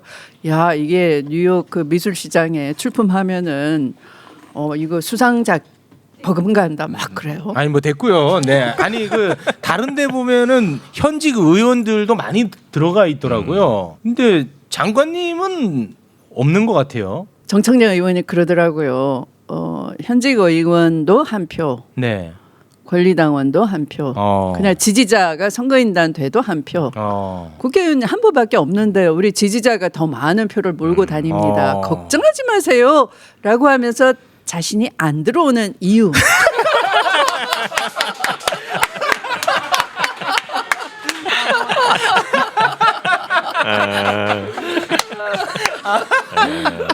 이해가 완벽하게 됐습니다. 완벽하게 됐어. 야 정청래 머리가 좋네. 아 보통이 아니네. 아 보통이 아니야. 알겠습니다. 네. 여러모로 좀 외로울 법도 한데 굉장히 또 여유가 있으시네요. 키득거리시네. 키득거리셔. 아무튼 뭐 우리 신유진 변호사 표현대로 묵묵히 한 발 한 발 잘 걸어가시고 저희는 그 결과를 지켜만 보도록 하겠습니다. 네, 웃다가 눈물 나는 경우에 자, 오늘 뭐 세 분 못한 말씀 없으시죠? 네, 말씀. 저는 그 뭐 당내에서 왜 지지 세력이 없냐, 왜 네. 지지하는 현역 국회의원이 없냐 이런 말씀 들으면은 그런 생각이 들어요. 정말 그 역할에 충실하게 그 일을 했지 나의 미래의 정치적인 목적, 그 야망을 위해서 내 새를 불려놓고 내 사람들을 심어놓고 내 사람들과의 별도의 소통을 하고 이런 게 아니다. 그래서 지금 말씀하셨던 그 정청래 의원이 안 들어왔던 국회의원이나 국민이나 눈높이를 똑같이 두고 항상 사람을 대했기 때문에 네. 특별히 뭐 현역 의원들이 막 뛰어들어서 여기 오면은 나도 뭐 힘을 받을 수 있겠다 그렇지 않은 것 네, 그렇지 않은 것. 신유진 왜 이렇게 된 거예요? 아니, 그 마음이 좀 울었다. 진짜 울어. 네네. 울었어. 저는 진짜 언제부터예요 이게? 저는 사실은 진짜 그때 울었어. 국회에서 이렇게 다리에다가 이제 이렇게 딱 끈으로 묶고. 끈을 이렇게 그렇죠. 묶으시면서 이렇게 어. 염주를 돌리시는데 네. 그 모습이 그때부터. 아니 그때부터는 아니지만 네. 눈에 일단은 들어왔어 그때. 예, 일단은 그때 정말 내가 저 입장이었으면 나는 정말 욱할 텐데. 근데 그런 모습이 굉장히 여기를 인내하고 참고 가야 된다 하는 그런 모습이 흔치 않았던 모습인 것 같아요. 정치인들이 보여줬던 모습 중에는 흔치 않았던 모습이다. 청문회 때. 네, 다들 자기의 목소리를 내고 자기를 막 어떻게든 어필하는 쪽으로만 하지 자기가 여기서 참고 자기가 여기서 화를 맞고 희생하는 걸 내가 혼자 감내하는 게 그런 모습이 보기 쉽지 않다. 저는 그때 그 끈은 진짜 왜 묶었어요? 저 마음이에요. 왜 진짜로요? 물어보세요? 네. 인터뷰예요. 아니 최욱 씨처럼 욱하지 않으려고 그래요. 묶었다고. 저는 개인적으로- 신 변호사님이 설명을 잘 하시잖아요. 네. 저는 개인적으로 아까도 잠깐 언급했던 네. 추미애 장관님을 개인적으로 만나서 너무 그러니까 언론에 비춰지거나 언론이 엄청 영광스러웠나 봐. 한번 좀 자주 좀 만나줘요. 영광스러웠나 봐. 언론이 아니. 만들어낸 이미지 그 이미지가 네. 너무 막 뭐 센 언니 이미지잖아요. 무서워. 그렇지 않아요. 절대 아니, 그렇지 않고. 무서워. 아니야, 그러니까 언론이 비춰진 모습만 그런 거예요. 개인적으로 만나면 전혀 그렇지 않아요. 좋은 얘기만 하시니까 그렇죠. 정말 편한 누나야, 진짜 편한 누나의 우리는 지금 모습이고. 살얼음판인데. 또 하나는 제가 꼭 얘기하고 싶은 건 뭐냐면 그러니까 변함 없어요. 그러니까 신념으로 생각하는 것을 흔들리지 않아요. 상황에 따라서. 그게 저는 정치임에도 불구하고 사실은 정치인들은 뭐 이렇게 정무적 판단한다고 해서 흔들리고 막 이러잖아요. 그런 게 없어요. 그러니까 추미애 좋은 사람이에요, 진짜. 그렇죠. 좋은 사람. 솔직하게 진짜로. 진짜로? 제가 아니 만나본 저 없을 정치인 때 중에 얘기해요. 참 낯간지럽네. 아니, 추미애 좋은 사람이에요. 아니 그것만 알려주고 가세요. 좋은 사람이에요, 진짜. 나한테 묻지 말고. 네. 아니 근데 이제 네. 저는 이제 누구한테 주워 들은 건데 네. 명성만큼 추악하다 이런 얘기가 아니 진짜로 제가 경험으로 너무 확신이 들어.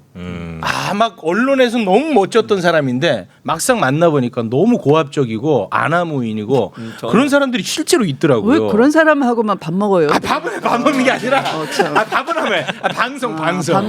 근데 늘 그러니까 제가 말씀드렸잖아요. 늘 그러니까 개인적으로는 방송 시작하기 전에 잠깐 이렇게 스치는 경우도 있어요. 제가 끝나고 추미애 장관님 오시거나 이러면 정말 웃는 모습, 인자한 모습으로. 그러니까 좋은 얘기만 맨날 하시니까. 아니 그게 아니야 진짜. 그러니까 저는 절대로 그 가식이 있는 모습이 아니라 진짜 편한 누나 같은 분이에요. 제 느낌은 그래요. 그러니까 그 아까 최욱 씨가 얘기했던 그런 분은 정말 권위주의적이잖아요. 절대 그러지 않으세요. 진짜 제가 아니에요, 제가 그죠? 개인적으로 만나본 분이니까 얘기하는 알겠습니다. 거예요. 다른 후보 한번 나오신데 이 두 분 꼭 모셔봐. 뭐라고 하는지 한번 보잖아. 이낙연 후보 때 꼭 부르겠습니다. 알겠습니다. 자 그러면 오늘은 네. 여기에서 마무리 짓도록 하겠습니다. 오늘 너무 길게 네, 많이 길었어요. 너무 짧은 거 아닌가요? 아니 너무 길었어. 4시간 갔어요. 네. 더 해야 되는데. 안돼 지금 너무 오래 했어요.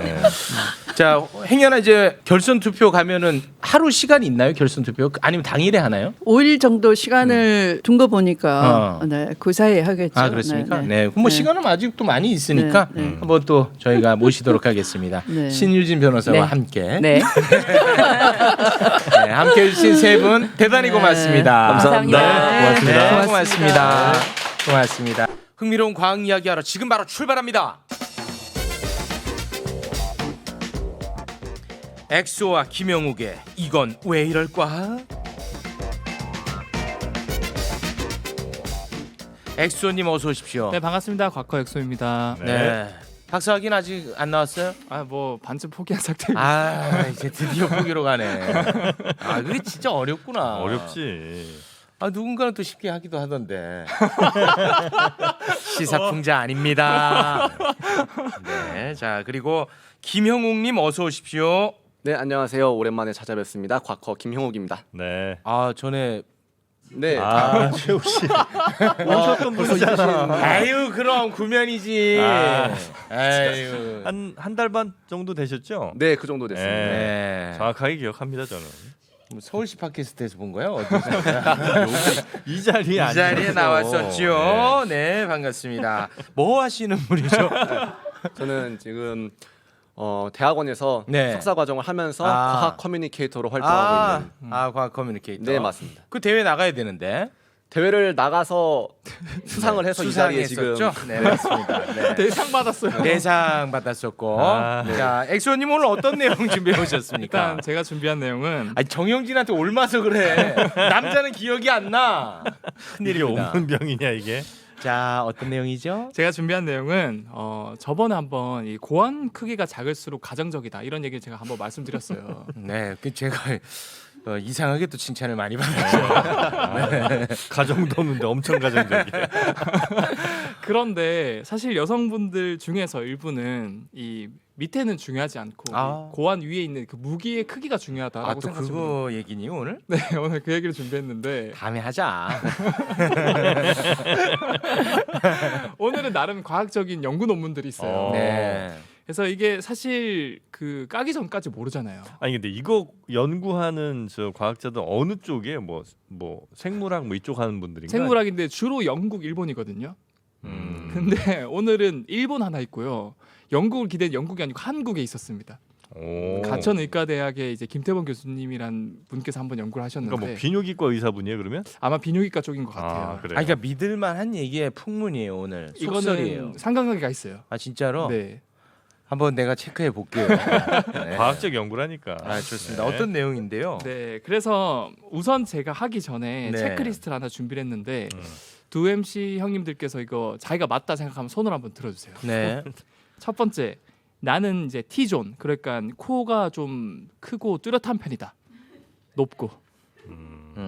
뭐 체크하는 거예요? 그러니까 이제 손을 들어주시면 돼요. 대답을 해야 돼요? 아니면 체크를 해야 돼요? 뭐 대답하셔도 되고 체크 그 오디오 듣는 분들도 계시니까 네. 대답으로 하시죠. 아이 뭐. 뭘또 대답을 해? 아 진짜. 아 조용히 왜 손으로 궁지로 할래? 몰아? 영진이 형님은 뭐 대충 그렇지 않나? 아 코를 집어넣어 갖고 독특해진 거지.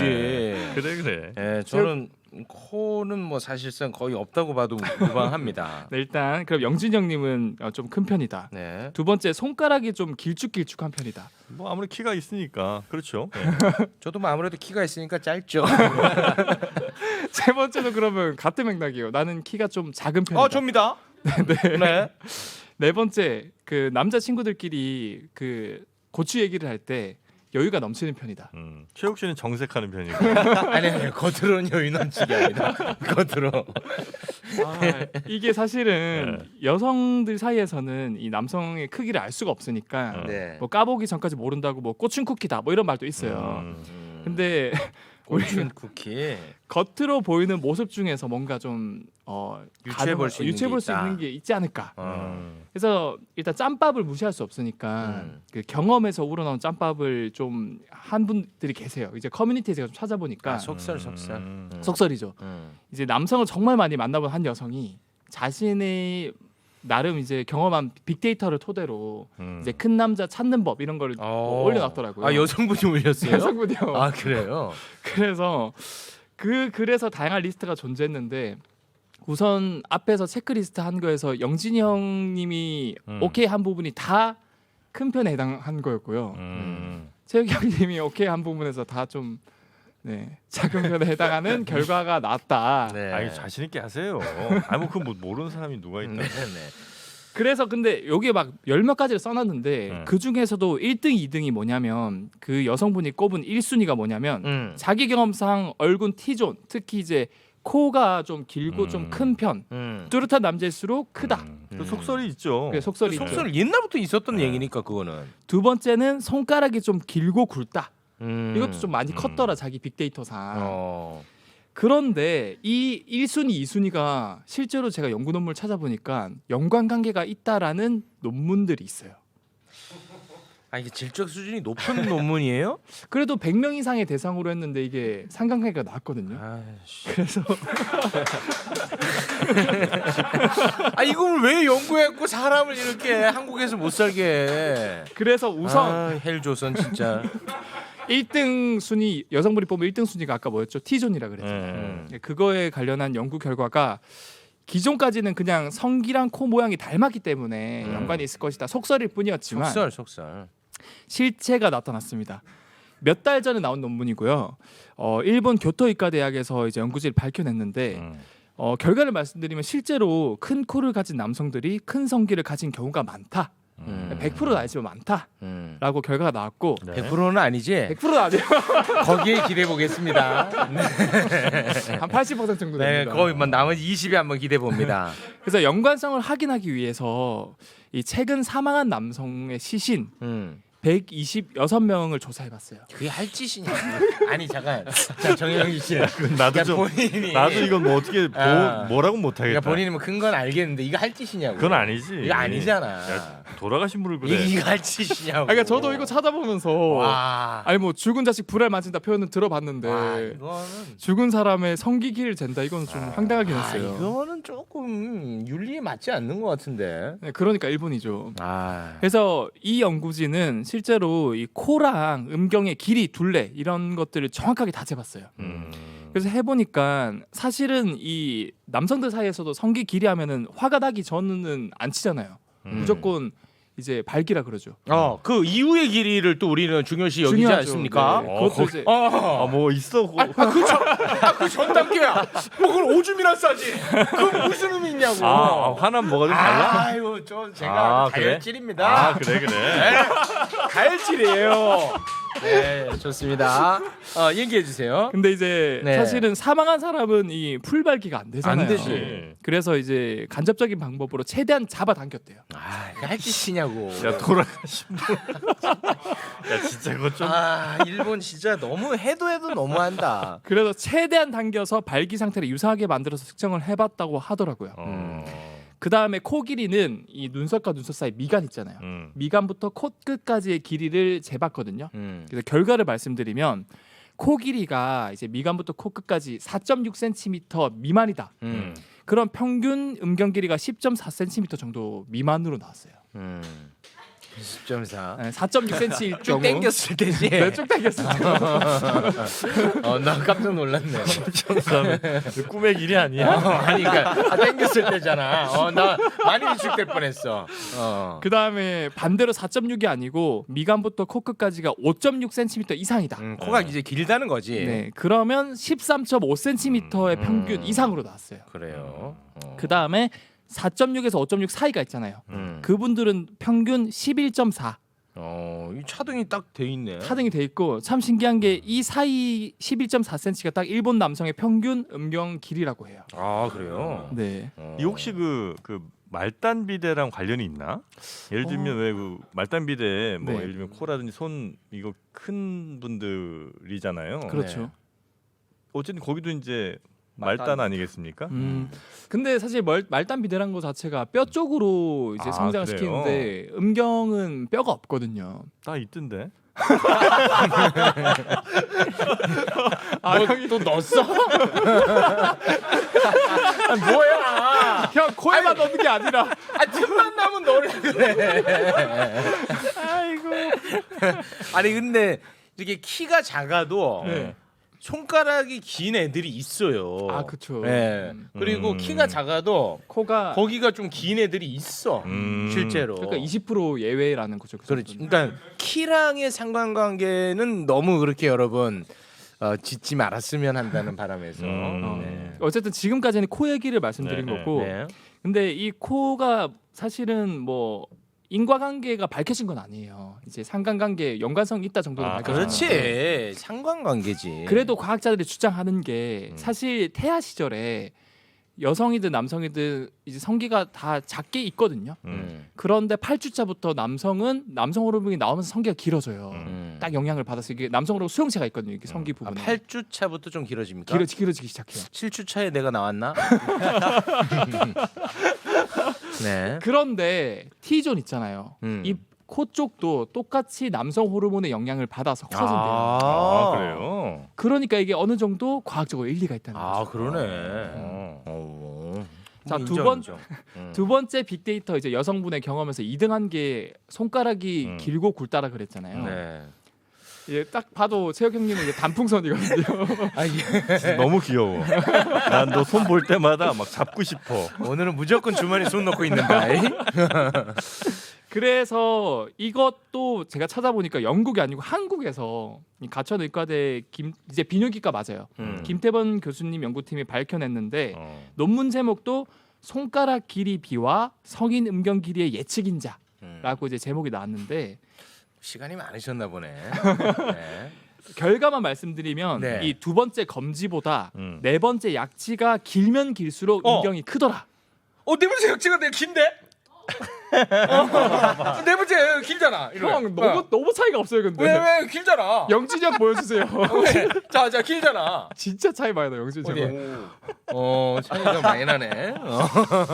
그래서 이것도 사실은 일본보단 그나마 나았어요. 이제 일본에서는 죽은 이제 또 남성의 130명을 아. 대상으로 했잖아요. 한국에서는 그래도 살아 있는 20대 이상의 남성 144명을 대상으로 손가락 길이랑 음경 길이를 재봤어요.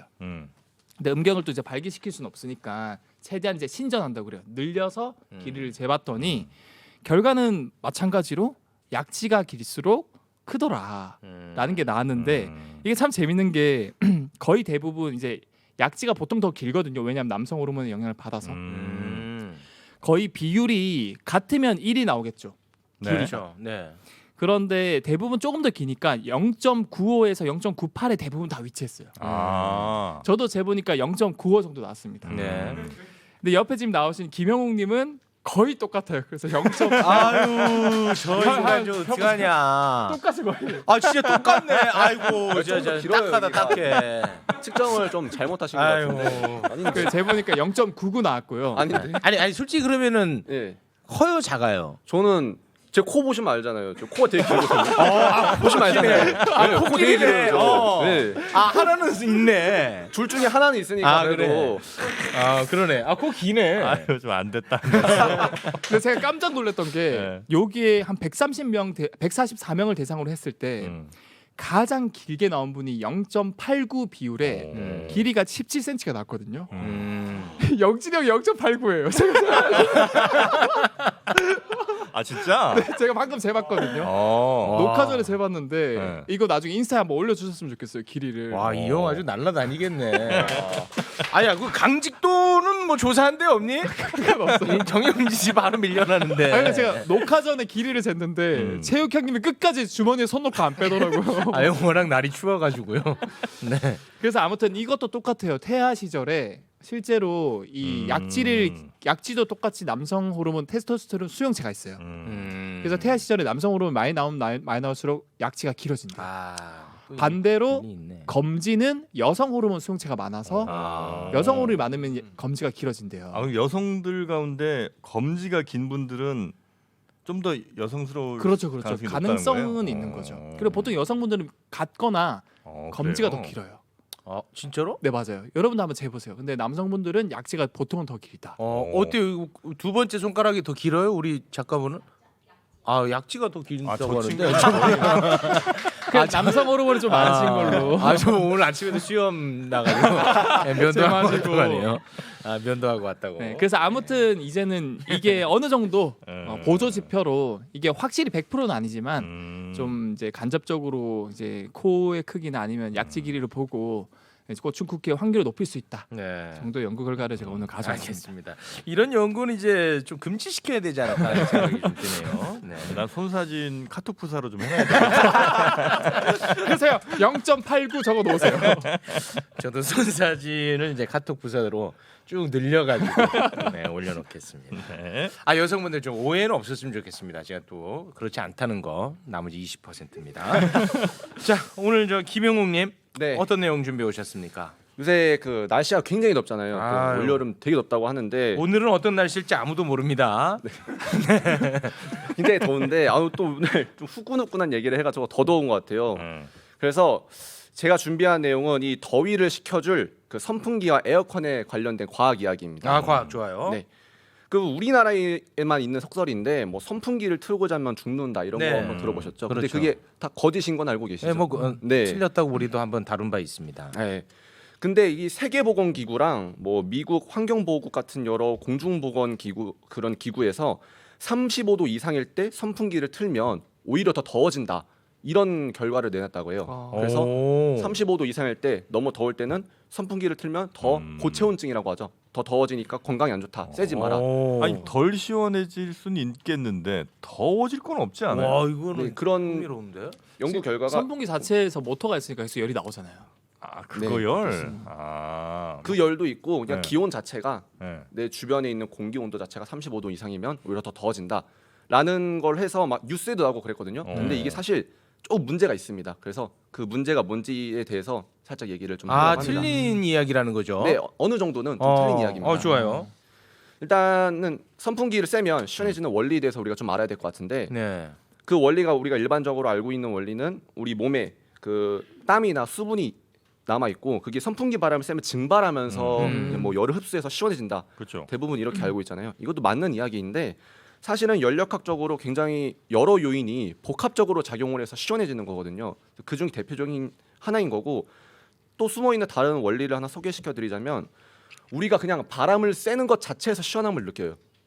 이 무슨 말이냐면 유속이 빨라지면 공기가 네. 빨라지면 온도도 내려가는데 한마디로 바람이 불어서 공기 흐름이 빨라지면 온도도 내려간다 이거예요. 제가 간단한 예를 한번 들어볼게요. 자, 손바닥 한번 들어보세요. 저게 어떻게 저 대상 받았나? 손 잡고 보여달라고 하지 손은 오늘 마. 나는 못 보여줍니다. 네. 손을 보여주시면 우리가 입김으로 이렇게 불어보세요.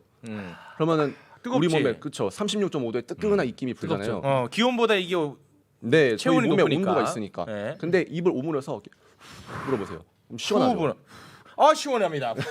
시원해요. 반응 감사합니다. 네. 이러면 시원하잖아요. 그게 하면은 이제 뜨겁고 네 호하면은 시원하잖아요. 시원해. 그게 호하면 입의 면적이 적어지면서 네. 나오는 바람의 速도가 더 빨라져요. 그렇겠지. 또 빨라지니까 더 시원해지는 거거든요. 어. 이런 원리도 여기 안에 있는 거거든요. 이거 신기한데? 뜨거워요.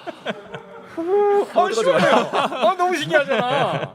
이거 왜 그렇다고? 아 똑같은 몸에서 나오는 그런데? 네, 온도는 똑같은데 그냥 빠르게 불면 더 시원해지는 거거든요. 이런 왜 원리. 그래? 이게 사실 설명을 드리려면 좀 어. 막 여러 조건, 막 무슨 뭐 비압 축성, 단열 팽창 뭐 이런 거. 단열 팽창 이런 어려운 것들이 있어서 거기까지 들어가면 너무 좀 어려워지니까. 안 그래도 지금 대상 맞냐고 하시는데 더 어려운 얘기 나오면 그래. 더 그러실 것 같아가지고. 이거는 궁금한데. 똑같은데 네. 이게 온도 차가 확 느껴지네.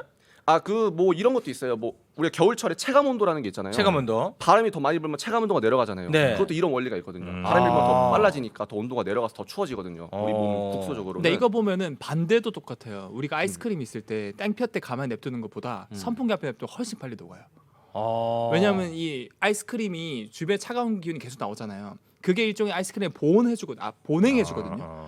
근데 선풍기를 쐬면은 날려보내니까. 주변에 뜨거운 바람이 계속 날려보내니까 보냉이 안 되니까 금방 녹아내리는 거예요. 그래도 땡볕이 더 빨리 녹지 않겠어? 제가 실험해봤습니다. 그래? 진짜로 에어컨 켜고 한번 해보세요. 선풍기 앞에. 야 이거 너무 신기하네. 정유심심 계속 불고 있습니다. 이게 그 입 모양을 크게 안 해도 조만한 입 모양으로 해도 그래도 천천히 불면 따뜻하고 맞네. 맞아요. 이 그렇죠. 유속이 그렇게 중요한 시원해. 거예요. 그러네. 유속이 중요하다는 거야. 그렇습니다. 신기하네. 빨라지면 시원해집니다. 와, 그래서 이거 선풍기를 신기하네. 쐬면 시원한 거예요. 이거 왜 그런지 언어로 설명해 주면 좋겠는데. 오늘 그러면은 이거 녹화 시간이 어떻게? 그래요. 제가 봤을 때 깊게 공부 안 해왔어요. 어느 정도 알고 있는데 알겠습니다. 너무 어려우니까. 아무튼 결과만 기억을 해두겠습니다. 네. 유소 빨라지면 빨라지면 시원해진다. 시원해진다. 그래서 제가 아까 그 세계 보건기구에서 말한 게 약간 문제가 있다고 했는데 어느 부분에서 문제가 있냐면 그 35도라는 그 온도가 좀 잘못됐다고 표현할 수 있습니다. 그러니까 현실적으로 우리가 35도입니다. 기온이 35도의 바람이라도 선풍기를 거치면 아까 제가 말씀드린 것처럼 시원하잖아요. 근데 여기서 좀 간과한 게 기본적으로 공기 중에는 습도가 있어요. 습도를 고려를 해야 되는데 우리가 굉장히 습한 날이면 해가 가려져 있어도 되게 덥잖아요. 덥죠. 그게 습기가 많으면 증발이 잘 안 일어나요. 우리 몸 표면에 있는 수분들이 증발을 해야지 그게 열을 흡수해서 시원해지는데 주변은 건조해야 그쵸. 습기가 탁 날아가 버리는. 그쵸. 아 그래서 수분이 많으면은 더 네, 덥하게 더웠고, 덥게 네. 느껴지는구나. 끈적끈적하다는 게 더 더운 거거든요. 이게 증발이 잘 안 일어나니까. 근데 그런 상대 습도에 대한 그게 그러니까 상대 습도에 대한 그런 연구도 좀 빈약하고 솔직히 더위를 느끼는 거에서 개인차가 있잖아요.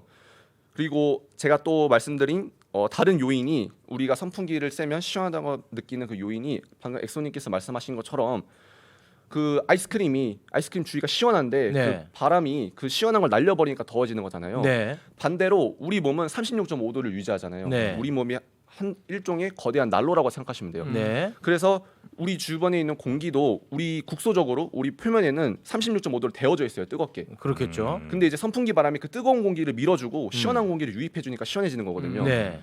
그래서 35도까지는 괜찮은데 이게 37도, 8도 우리 몸 체온보다 더 넘어가면 아. 그때는 이제 세계 보건기구에서 말한 것처럼 아. 바람을 쐬도 좀 더워질 수가 있다 아. 이러거든요. 아까 그 아이스크림 같은 그런 네, 얘기네요. 아이스크림 같은 원리죠. 그래서 이게 나름 세계 공중보건기구 이런 데서 나타낸 연구 결과인데 데이터가 너무 빈약해서 뭐 온도값이 이상하니까 호주 시드니 대학교 의학보건부 뭐 열인체공학 연구실에서 올리제 교수님이라는 사람이 여러 이제 국제 연구 단체랑 협업해서 세계 108개 도시의 최고 온도 평균 기온 그리고 상대 습도 이런 거로 조사해서 제대로 조사를 했더니 35도에서는 선풍기 바람 쐬도 시원하다. 단 38도 9도까지 올라가면 그건 세계 보건기구에서 말한 것처럼 문제가 될 수 있다. 이런 연구 결과를 도출했다고 합니다. 그러니까 우리도 지금 네. 여름에 그 취약한 환경에 놓여 있는 분들 네, 많잖아요. 맞습니다. 네. 맞아요. 거기는 이제 에어컨이 없고 네, 네. 선풍기만 틀어놓는데 그거는 네. 오히려 더 위험할 수 있겠네요. 네, 맞습니다. 어. 우리나라 기후에 적용을 해보면 건강하신 노인분들은 한 38도까지는 선풍기를 쐬도 어느 정도 냉각 효과가 있다고 하는데 좀 나이 드시면 그 전립선이나 뭐 요실금 때문에 항콜린제라는 약을 드시는 분들 밑을 쳐다보시는 것 같아가지고 착각입니다. 제가 착각을 했어요. 정말 죄송합니다. 오늘 아주 여기 무례하네. 아니라 여기를 쳐다보셨는데 그 밑을 쳐다보신 줄 알고 갑자기 빵 터져서.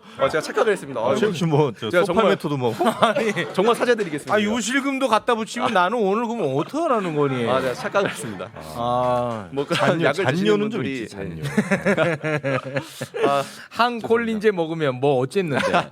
그러면 이게 땀이 나는 걸 좀 억제하는 그런 성분이 있어서 그런 분들은 좀 더 낮은 온도까지만 선풍기를 쐬셔야 되고 또 그 에어컨이 설치 안 된 그런 그 빈약계층 이런 데서는 건물 자체가 햇빛에 더워지면 뜨거워지잖아요. 네. 밖에보다 더 뜨거워. 네, 그럼 실내 온도가 더 높아질 수가 있어서 네. 그런 환경에서는 선풍기를 쐬시면 좀 위험하다 이런 아. 말씀을 좀 드리고 싶습니다. 그나마 선풍기가 도움이 되겠지라고 이제 충분히 생각할 수 있는데 그건 오히려 더 위험하다. 그럼 어떻게 네네. 가만히 있어야 돼 그러면? 그러면 이제 밖에 은행이나 응달로 가야지 응달. 네, 그 선풍기 바람을 쐬는 것보다 네. 몸에 그러니까 분무기로 물을 뿌리시던가 이렇게 아. 몸에 물을 묻혀서 그게 증발하도록 유도하는 게 등목 더 이런 낫습니다. 거. 네, 맞습니다. 알겠습니다. 오늘 아주 좀 유용한 내용을 또 갖고 오셨네. 네. 선풍기의 과학. 이번엔 에어컨의 과학. 네, 선풍기에서는 에어컨을 빼놓을 수가 없겠죠. 네. 또 에어컨에 관한 말씀을 드리자면 에어컨뿐만이 아니라 냉장고 같이 이렇게 냉각하는 기계들 있잖아요. 네. 시원하게 해주는 기계들은 냉매가 꼭 필요합니다. 이 냉매가 굉장히 중요한 핵심인데 냉매로 가장 많이 쓰는 게 바로 프레온 가스입니다. 네. 지금도 그래요? 지금도 엄밀히 말하자면 프레온 가스가 굉장히 종류가 많아요. 그래서 프레온 계열의 가스라고 하는데 지금도 프레온 계열의 가스를 쓰고 있긴 합니다. 근데 아무리 생각해도 냉장고 에어컨은 진짜 신기한 것 같아요. 아, 난 형 그때 정말 TV도 신기하다면서요? TV 정말 신기해. 와, 나 이거 왜 이렇게 신기하냐? 아 봐도 신기해. 아, 진짜 볼 때마다 매일 냉장고 문 열 때마다 신기해요. 어떻게 이렇게 시원한가? 네. 우리 제 주변에 이제 뚱뚱한 사람이 있는데 네. 자기는 조선시대 왕을 시켜줘도 안 간다는 거야. 아. 에어컨이 없기 때문에. 맞아. 아, 신기합니다. 그 냉매 핵심이 이제 프레온가스. 네. 근데 이게 아까 말씀하신 것처럼 환경 오염에 좀 문제가 되잖아요. 오존층 엄청 파괴하죠. 네, 오존층을 굉장히 많이 파괴한다 이런 게 있어서 지금 좀 바꾸고 있는데 옛날에는 어떤 냉매를 썼고 지금은 어떤 냉매로 변화하고 있는지에 대해서 좀 말씀을 드릴까 해요. 그 냉매라는 게 네. 우리가 사용할 때마다 나오는 건 아니고 이제 그 안에 갇혀 있는 건데 네, 어쨌든 맞습니다. 얘가 나중에 뭐 폐기가- 버리게 되거나 네. 이렇게 네, 될 때 맞아요. 문제 되는 거죠. 에어컨을 사용할 때 자체는 뭐 환경 오염이 되지가 않아요. 다만 이걸 이제 폐기 처분할 때 아. 그거를 적절하게 폐기하지 못하면 아. 오염이 되는 거죠. 네. 그래서 뭐 프레온가스가 오존층을 파괴하는 주범이기 때문에 1987년 몬트리올 의정서 이후로 이 프레온가스를 못 쓰게끔 점진적으로 줄이고 있습니다. 네. 그래서 이 냉매를 바꾸려는 시도가 일어나고 있는데 이거를 좀 설명하려면 냉매가 지금까지 1세대 냉매부터 4세대 냉매까지 있어요. 그래서 뭐 1세대에서는 굉장히 좀 어려운 내용인데 뭐 염화 불화탄소 이런 걸 썼다가 지금은 3세대 수소 불화탄소, 4세대 수소 불화 올레핀으로 바뀌는 추세입니다. 그래서 뭐 1, 2세대는 이제 거의 안 쓰고 있고 요즘에는 대부분이 3세대 그리고 최신 나오는 거는 요즘 나오는 에어컨에는 이게 연구 개발이 이제 막 맞춰져서 4세대 냉매인 이 수소불화 올레핀이 이제 막 쓰이고 있다고 해요. 요즘 나오는 최신 에어컨은 아마 다 이 4세대 냉매를 쓰고 있잖아요. 저도 최근에 그 이동식 에어컨 있잖아요. 네. 그 집에 에어컨 그거를 못 들어가지고 아 창문형 뭐 이런 거. 창문형 이래가지고 네. 그냥 살짝 그 칸막이로 해서 하는 거 있거든요. 그거 보니까 친환경 냉매 이렇게 적혀 있더라고요. 근데 그게 아마 3세대 4세대인 네, 것 같아요. 맞습니다. 아니 4세대 그 냉매. 워낙 최욱 씨가 궁금해하니까 그건 좀 알려줘봐요. 그러니까 냉매가 있다고 치고 네. 에어컨은 어떻게 시원한 바람 우리한테 맨날 주는 거예요? 아, 그게 냉매가 제가 중요하다고 말씀드렸잖아요. 네. 냉매가 액체로 변했다가 기체로 변했다가 그런 과정을 순환합니다. 그래서 이거를 압축기를 통해서 액체로 굉장히 고압의 액체로 압축을 시켰다가 그거를 확 기체로 만들어주면 아까 말씀드린 것처럼 열을 뺏어가지. 네, 열을 뺏어가죠. 기화되면서 기화열을 흡수한다고 하죠. 그 원리로 시원해지면 그 시원해진 상태에서 바람이 불어서 시원해지는 겁니다. 아, 신기하지 않아? 그래서 실외기가 있는 게 그럼 다시 기화돼서 기체가 된 걸 다시 액체로 만들어야 되잖아요. 그럼 또 열이 방출되겠죠. 그 열은 다시 실외기를 통해서 밖으로 나가게 되는 겁니다. 아. 그래서 시원해지는 이게 입이랑 똑같은 거 아니에요? 똑같이 이렇게 최대한 압축해서 오므려서 후 하면은 시원해지는 게 네, 맞습니다. 순간적으로 팽창하면서 열을 뺏어가서 아마 시원해지는 같은 원리인 거. 네. 그런 역할을 가장 잘하는 게 이제 프레온가스인가 보네. 네, 맞습니다. 예. 프레온가스가 뭐 되게 안전하기도 하고 네. 이게 막 쉽게 변질되지도 않아서 많이 쓰이고 있습니다. 지금까지도 쓰이고 있습니다. 너무 신기합니다. 근데 이 프레온가스가 에어컨에만 쓰이는 게 아니라 뭐 냉장고, 스프레이에도 쓰이고 전자제품 만드는 공장에서도 많이 쓰이잖아요.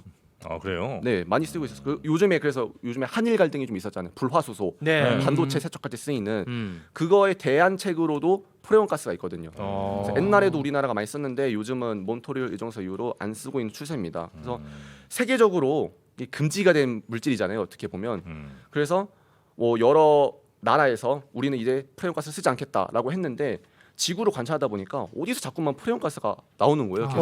어디야? 스멀스멀 나오는 계속 스물스물 나와서 그래서 이제 세계보건기구 이런 데서 자꾸 어떤 새끼가 쓰고 있냐 어디야? 이거를 이러고 있었는데 다름 아닌 중국이었다고 합니다. 아, 나 진짜. 중국 동부 지역에서 사용을 하는데 중국 동부면 우리나라랑 가까운 데 아니에요? 네 맞습니다. 아, 나 진짜. 이걸 또 이제 우리나라 경북대학교의 박선영 교수님 연구팀이 이걸 발견을 했다고 해요. 그래서 세계적으로도 굉장히 큰 이슈였고 이렇게 중국이 몰래 사용한 프레온가스가 연간 7,000톤이라고 합니다. 와. 그래서 이게 우리가 요즘에 더운 게 열돔 현상 이런 얘기 하잖아요. 네네. 열돔 현상 자체가 이 중국 때문이란 축적이 있을 정도로 많이 사용했다고 합니다. 자세한 연구 결과가 빨리 나왔으면 좋겠습니다. 알겠습니다. 자, 에어컨의 과학까지 저희가 배워봤습니다. 다음 거 재밌다는데 다음 게 뭐가 또 있어요? 한 개 더 준비했는데 시간이 가능하다면 해도 될까요? 시간이 없는데? 뭔데? 뭔데? 이게 저희가 냉매 얘기를 계속 말씀드렸잖아요. 어. 네, 그 냉매가 지금까지는 프레온가스 계열 사용했는데 이제 19년도에 과학학술지 네이처에서 이 냉매를 대체할 수 있는 새로운 재료를 개발했다라는 논문이 기재가 되었습니다. 근데 놀라운 건 기존에 있는 냉매들은 제가 아까 말씀드린 것처럼 뭐 액체 상태에 있다가 기체 상태로 바뀌는 상변이 상태를 이용해서 열을 주고받는 과정으로 시원해지는 원리라고 했는데 이 논문에선 유연한 결정이라는 어떤 특이한 고체의 압력 변화를 통해서 냉매 역할을 한다고 해요. 이게 사실 말씀드리자면 냉매를 대체했다기보다 냉매 없이 냉각할 수 있는 기술이다. 라고 새로운 하는 게 방식이네. 완전 새로운 방식의 냉각 방식이라고 볼 수 대박이다. 있습니다. 이게 좀 어려운 내용인데 쉽게 풀면 상온의 물을 1만 기압으로 누르면 얼음이 됩니다. 우리가 온도를 낮춰서 얼음을 만들 수도 있지만 네. 굉장히 세게 눌러줘도 얼음이 되거든요. 네. 얼음이 되면 온도가 내려가겠죠. 네. 그 원리예요. 근데 이 유연한 결정이라는 거는 고체보단 좀 더 말랑말랑하고 액체보다 좀 단단해서 플라즈마. 약간 비슷한 역시 이런 과학 코너를 하시다 보니까 이렇게 일반적인 고체는 누르면 이렇게 버티다가 깨져버리잖아요. 근데 유연한 결정은 누르면 쏙 들어가서 이게 엔트로피가 내려간다라는 표현을 하는데 엔트로피가 슬라임. 내려가서 슬라임. 네 슬라임처럼 엔트로피가 내려가서 순간적으로 온도를 내릴 수 있다고 합니다. 그래서 그런 원리가 근데 지금은 아주 연구 개발 초기 단계여서 굉장히 초보적인 수준이지만 이게 앞으로 한 세대 정도 지나면 한 세대 정도 뒤에 냉장고나 에어컨은 지금과는 굉장히 다른 방식으로 작동하지 않을까 이런 기대를 하게 됐습니다. 환경 파괴도 좀 덜하면서. 네 맞습니다. 네, 알겠습니다. 자, 오늘 여기까지 함께 하겠습니다. 오늘 두 분 덕분에 즐겁고 유익했습니다. 대단히 고맙습니다. 네, 감사합니다. 감사합니다.